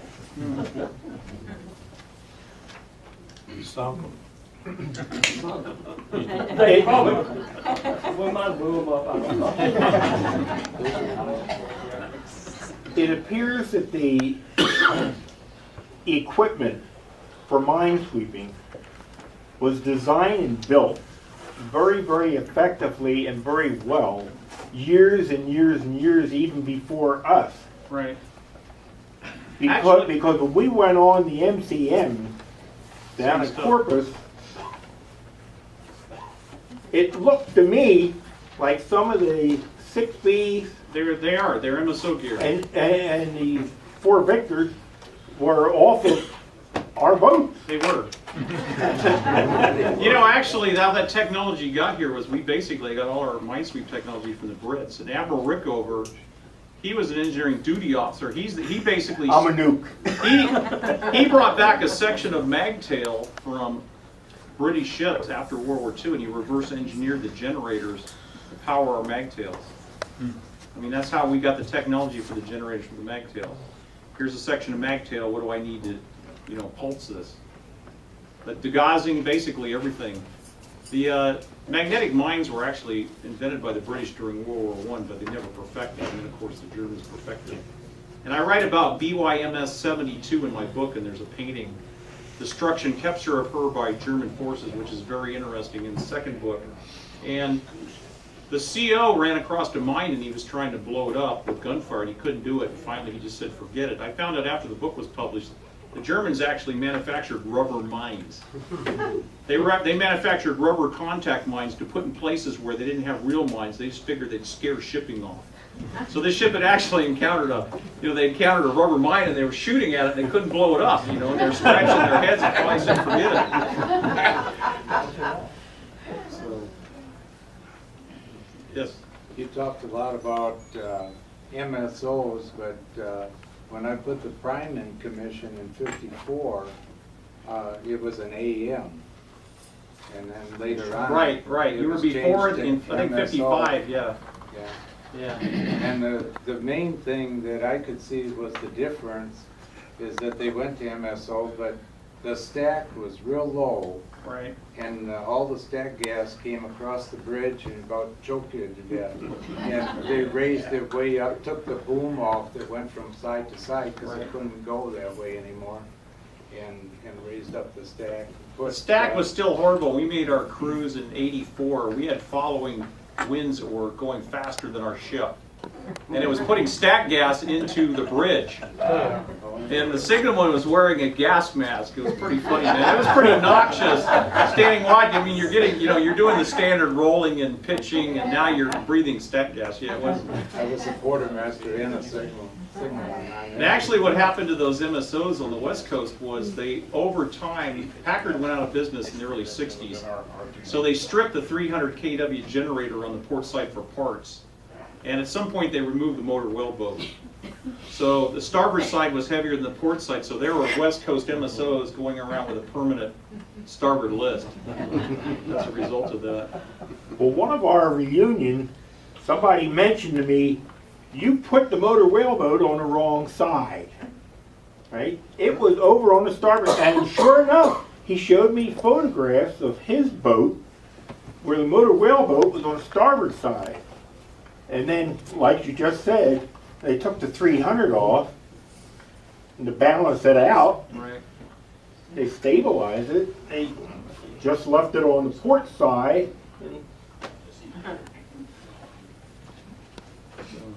But you're very knowledgeable with that.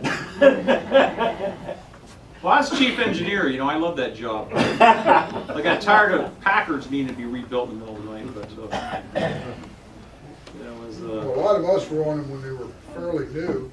I know I was on the inflict for 2 years, and the only problem we had was that fire pump. And that was went in the yards.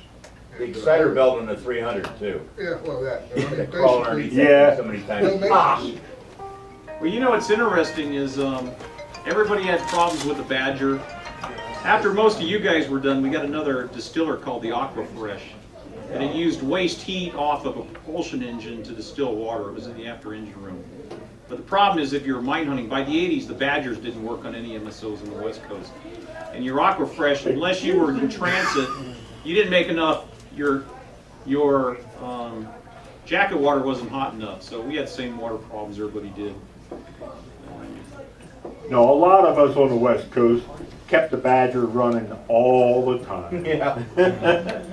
When I'm saying by the 80s. I have burn scars on my back from climbing that vertical ladder to pull that motor down to be rewound. No, it is true. It was very difficult getting fresh water, which made the waters over in Nam inviting, except for the snakes, the water snakes, for water hours and swim call. Right. Yeah, my last 5 years I was a senior naval science instructor for a junior ROTC program. We had a Navy captain come in as the other instructor, and he was an enlisted gunner in Vietnam on an armored troop carrier, and then he was actually a journalist. So then he went to the St. Paul, and then he finished his enlistment. He went to college, became a teacher, taught for 30 years, etc. Became a Navy captain in the reserves, but he's got great stories about life on the river and the Mobile Riverine Force. I mean, they used a bucket for the toilet, you know, and he said, you're just out there in front of God and everybody on the bank, you know, taking care of business. And talked about how rats on their boat, they would take the bullets out of cartridges and make soap bullets. They'd shove them into a soap bar. They'd shoot the rats. He goes, they bite the bullets, so to speak, and it gave us a form of recreation. And I actually got a picture of him in the latest book, and he's sort of my everyman for the Mobile Riverine Force. Well, anyway, you guys probably tired of hearing me talk. Well, thank you very much. Anybody got anything else?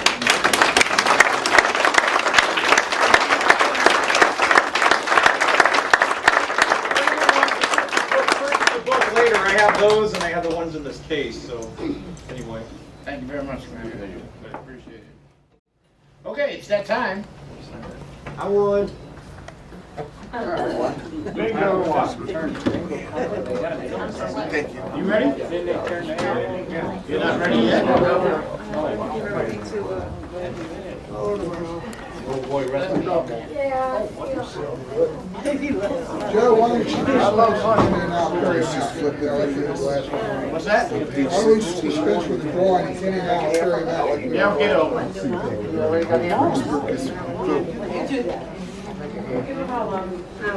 This is Model USS Conflict by Rick Spector to depict the original. Get your tickets ready. If you don't got them, get them ready. We're getting ready. Okay, everybody, here we go. $135 to 50-50. George is going to pick the winners for us. You can't pick his own name, though. 3421 06. Whatever is gonna help with those. Bingo! Yeah, these are 30. You get white and the black ones are bigger. Oh, that's just one time. The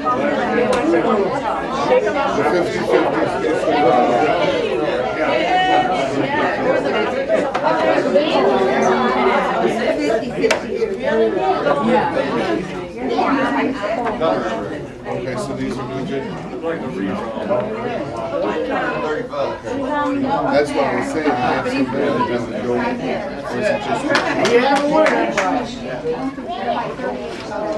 Okay. I'll take it up.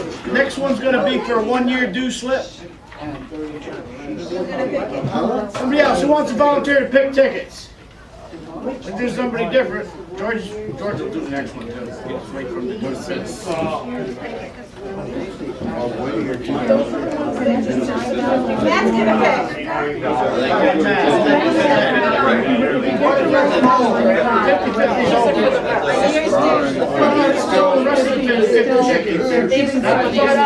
But we're still on the law. Okay, the first due certificate goes to 342180. 342180. There you go.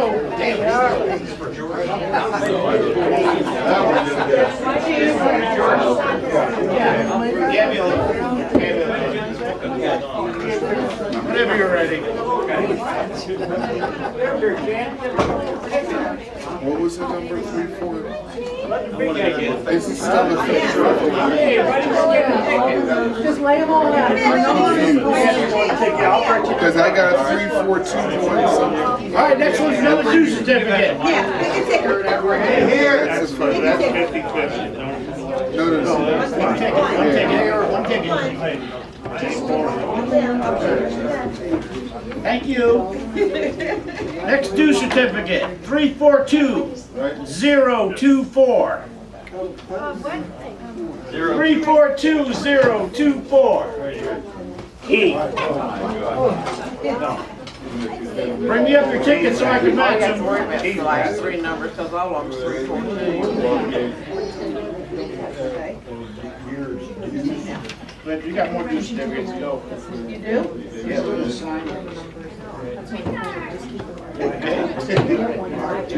There you go, sir. No, it's in there. It's in here. Another due certificate. Thank you. There you go. 342050. That's me.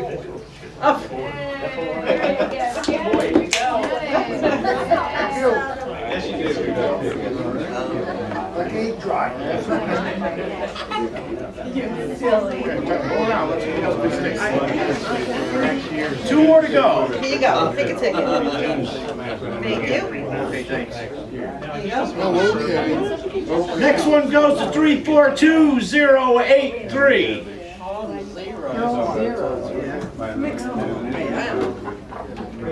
Charlie.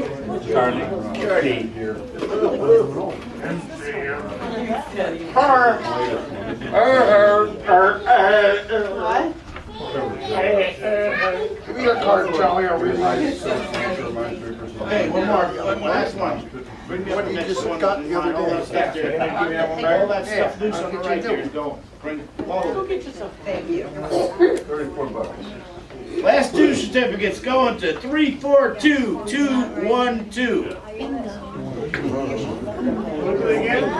212. No, not those. 212.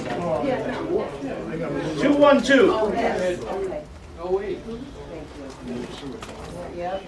And those right there. Yep. Hi, baby. Watch this. Thank you. Yes, it is. Sitting on the chair. Oh, yep. Oh, no, this is $5. That's the top shelf, leave everything on top. Okay, put them up. Okay, the next ticket's for the last remaining scrap video for the USS Enhance. That's the last one we got. History. Ticket, please. Thank you. 342189. Got it, Charlie. Right, Karen. Oh, the antique one. The antique one, the antique. What's the matter? Hey, Mike, stay there. Mike, stay there. Stay there. Yep, there you go. Oh. Eight-track Tearing it down all the way Okay.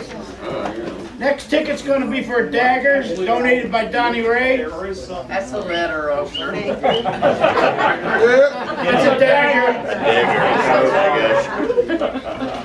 That's a kill win. 342134. I got it. Okay, baby. Let her pick the next one. Yes, I will. Throw it to her. Sharp, man. Stab Doug with it.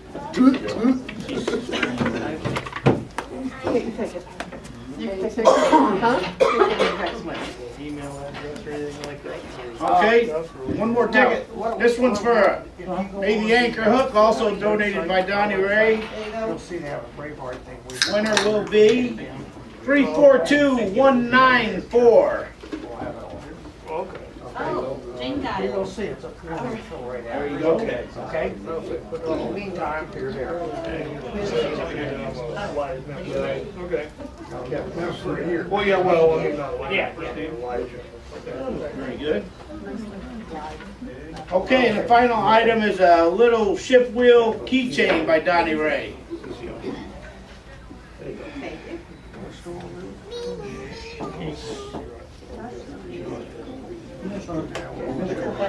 342200.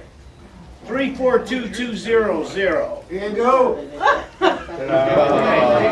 Playing us.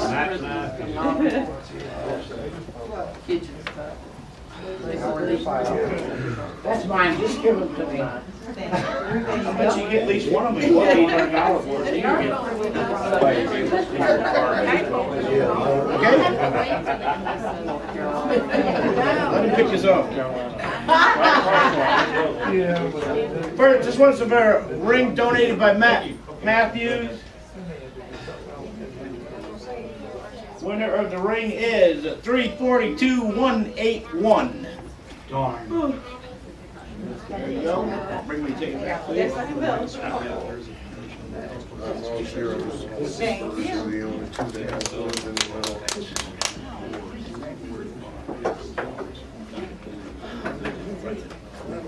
Okay, another ring.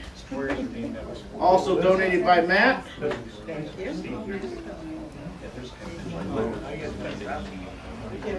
342105. Calling up. Okay. You donated, okay.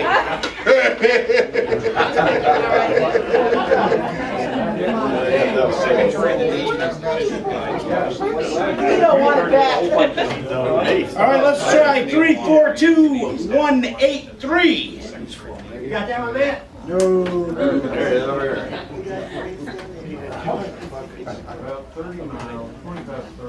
Thank you. Take a ticket, please. Thank you. MSB 5. And the last large one.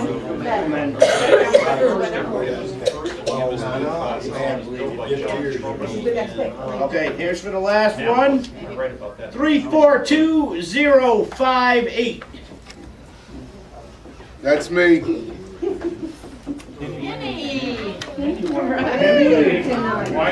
Kenny's lucky.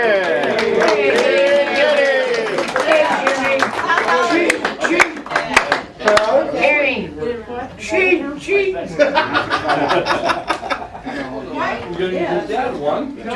Okay, now we're going for the $5 draw. As you win, you come up, pick what you want. Yeah. That way is the fairest way to do it. You come get the item you want when you win. I've already called mine, so nobody take it. The big ship is not going. I've already been threatened. I'm bigger than you. Okay, first choice on the $5. 3, 4, 2, 1, 2, 8.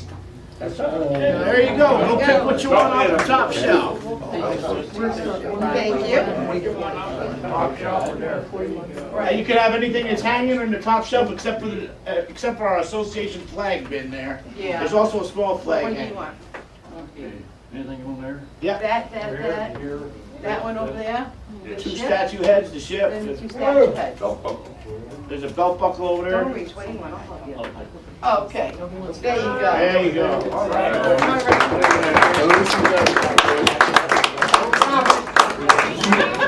Don't smoke near it. Yeah. You have belt.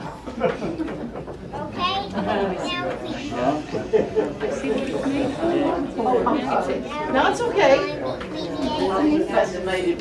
Thank you. Okay, next choice. Get them while they're hot. 342047. That's me. He got what he wanted. You cheat. Hey, I'm sorry, Ronald, but I'm taking it. Oh, you. Oh, he got his belt buckle. He said he was gonna win it. You got it. You can trade him later. I ain't trading for nothing. I love you, Ronald, like a brother, but that's it. Boy, I'm glad I didn't have my chain with me.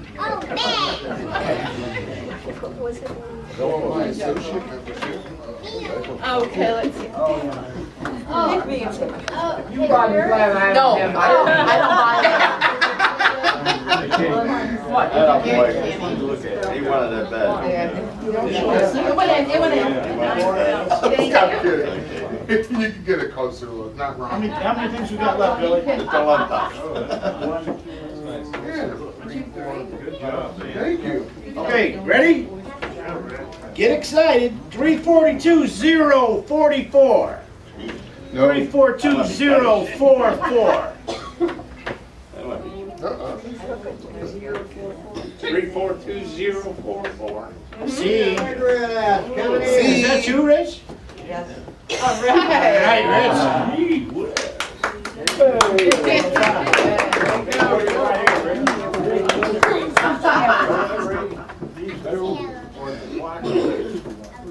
I want those straight flags. That's not for sale. Don't touch those either. I'm gonna check your pockets when you leave. All right. That's a good one.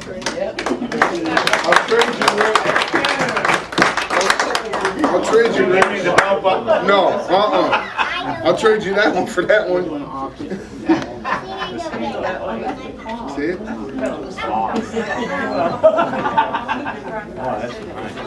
Yeah. You behave yourself. That's not happening. Wait your pants down. Yeah, now I just gotta buy a leather belt to put it on. Yeah, see it? Do it. I promise I'm not gonna think. I think you can leave her on that. 342153. Ah, that was close. All right.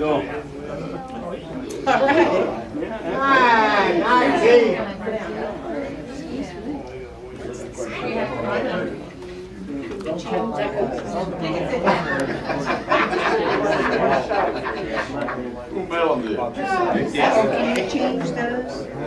probably can, but he said it was, but he said, Probably make do. I know, but he said that wasn't part of, he said that wasn't, this wasn't a part of this. So I don't know what that is. But that is our first challenge. Commander? This is? No, this is, remember?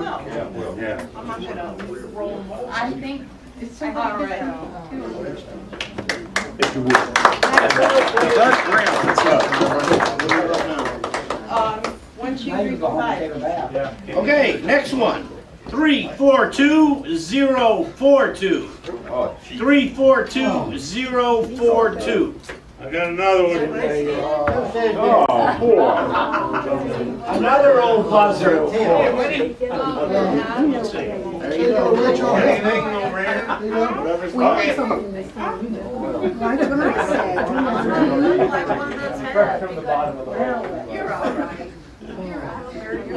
Brass polish on it, it'll shine right up. And you can raffle this one back off. I'll donate it. You donating it back? Okay.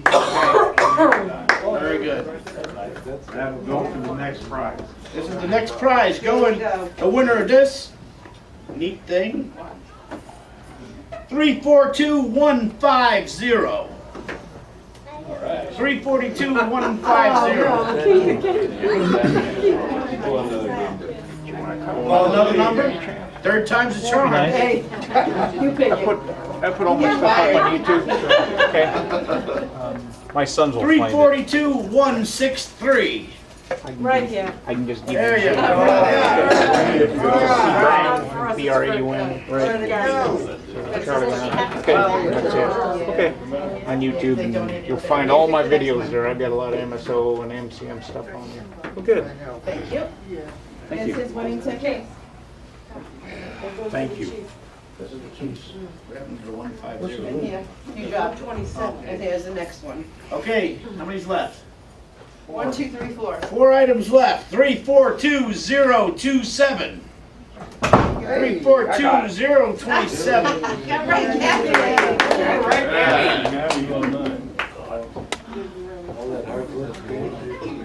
Yeah, gas face. Yeah, yeah. Yeah, you bet.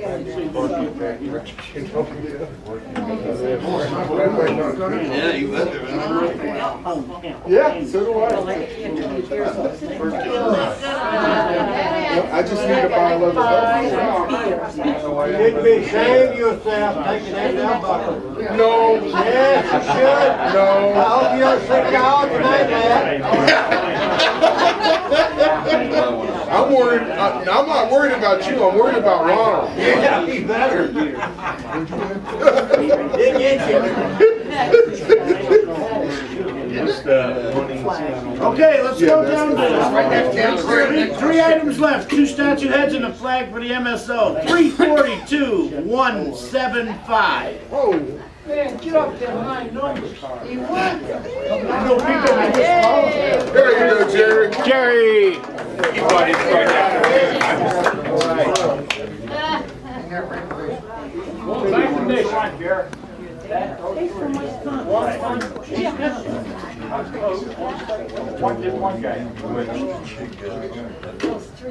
I got the best one though. Here, on the way back, hit him over the head. You got that belt buckle. I don't want to do that. Hey, I got a belt buckle too. I like that one he just got. That's what my hair is. 2 items left. 342151. No. 342151.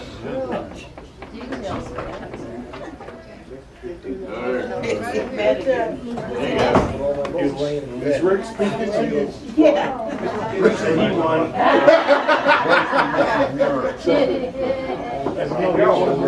We did, yeah, come down and get one. Yeah. He won this. Yes, he did. 50 or 60 or 60. The head or the flag? Oh, I was thinking of movie. Was it penny or a That was a movie. And for the last prize, which is a Sailorhead Bank. She's in that song. Tell me.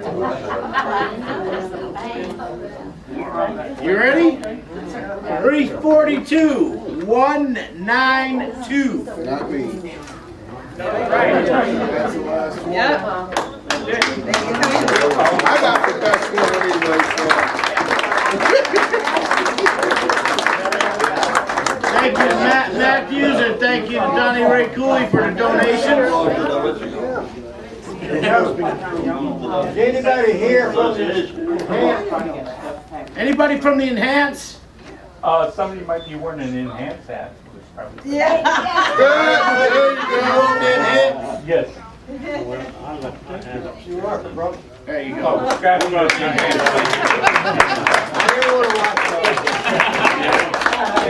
David, you might want to just have it. Hang on to it. I saw my shit scrapped. I better hide that notebook from mom. Crushed. Yeah.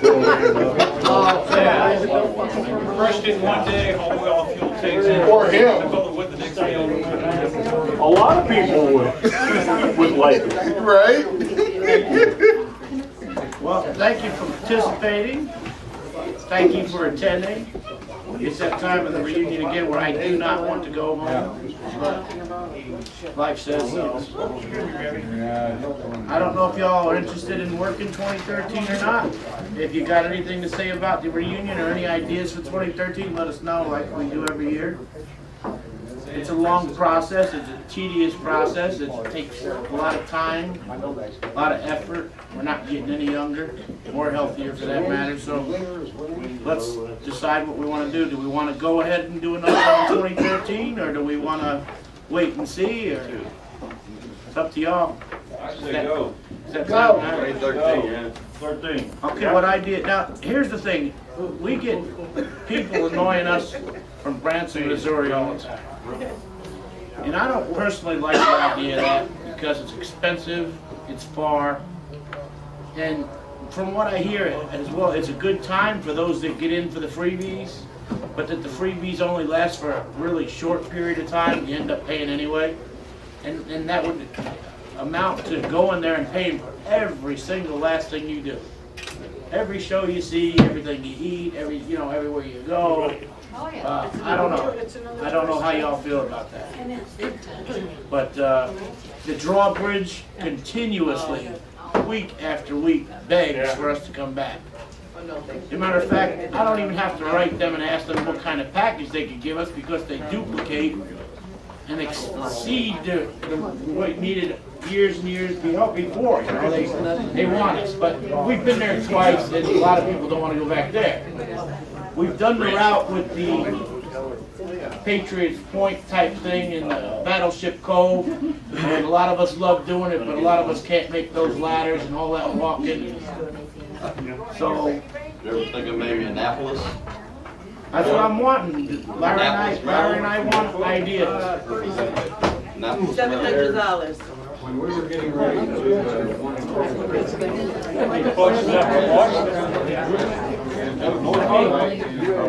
I see how the operation.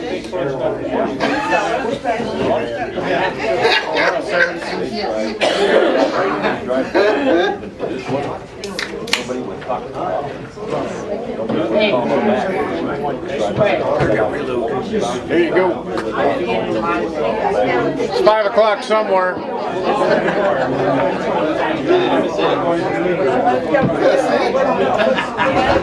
I guess that is gonna be it. We're gonna call it a day.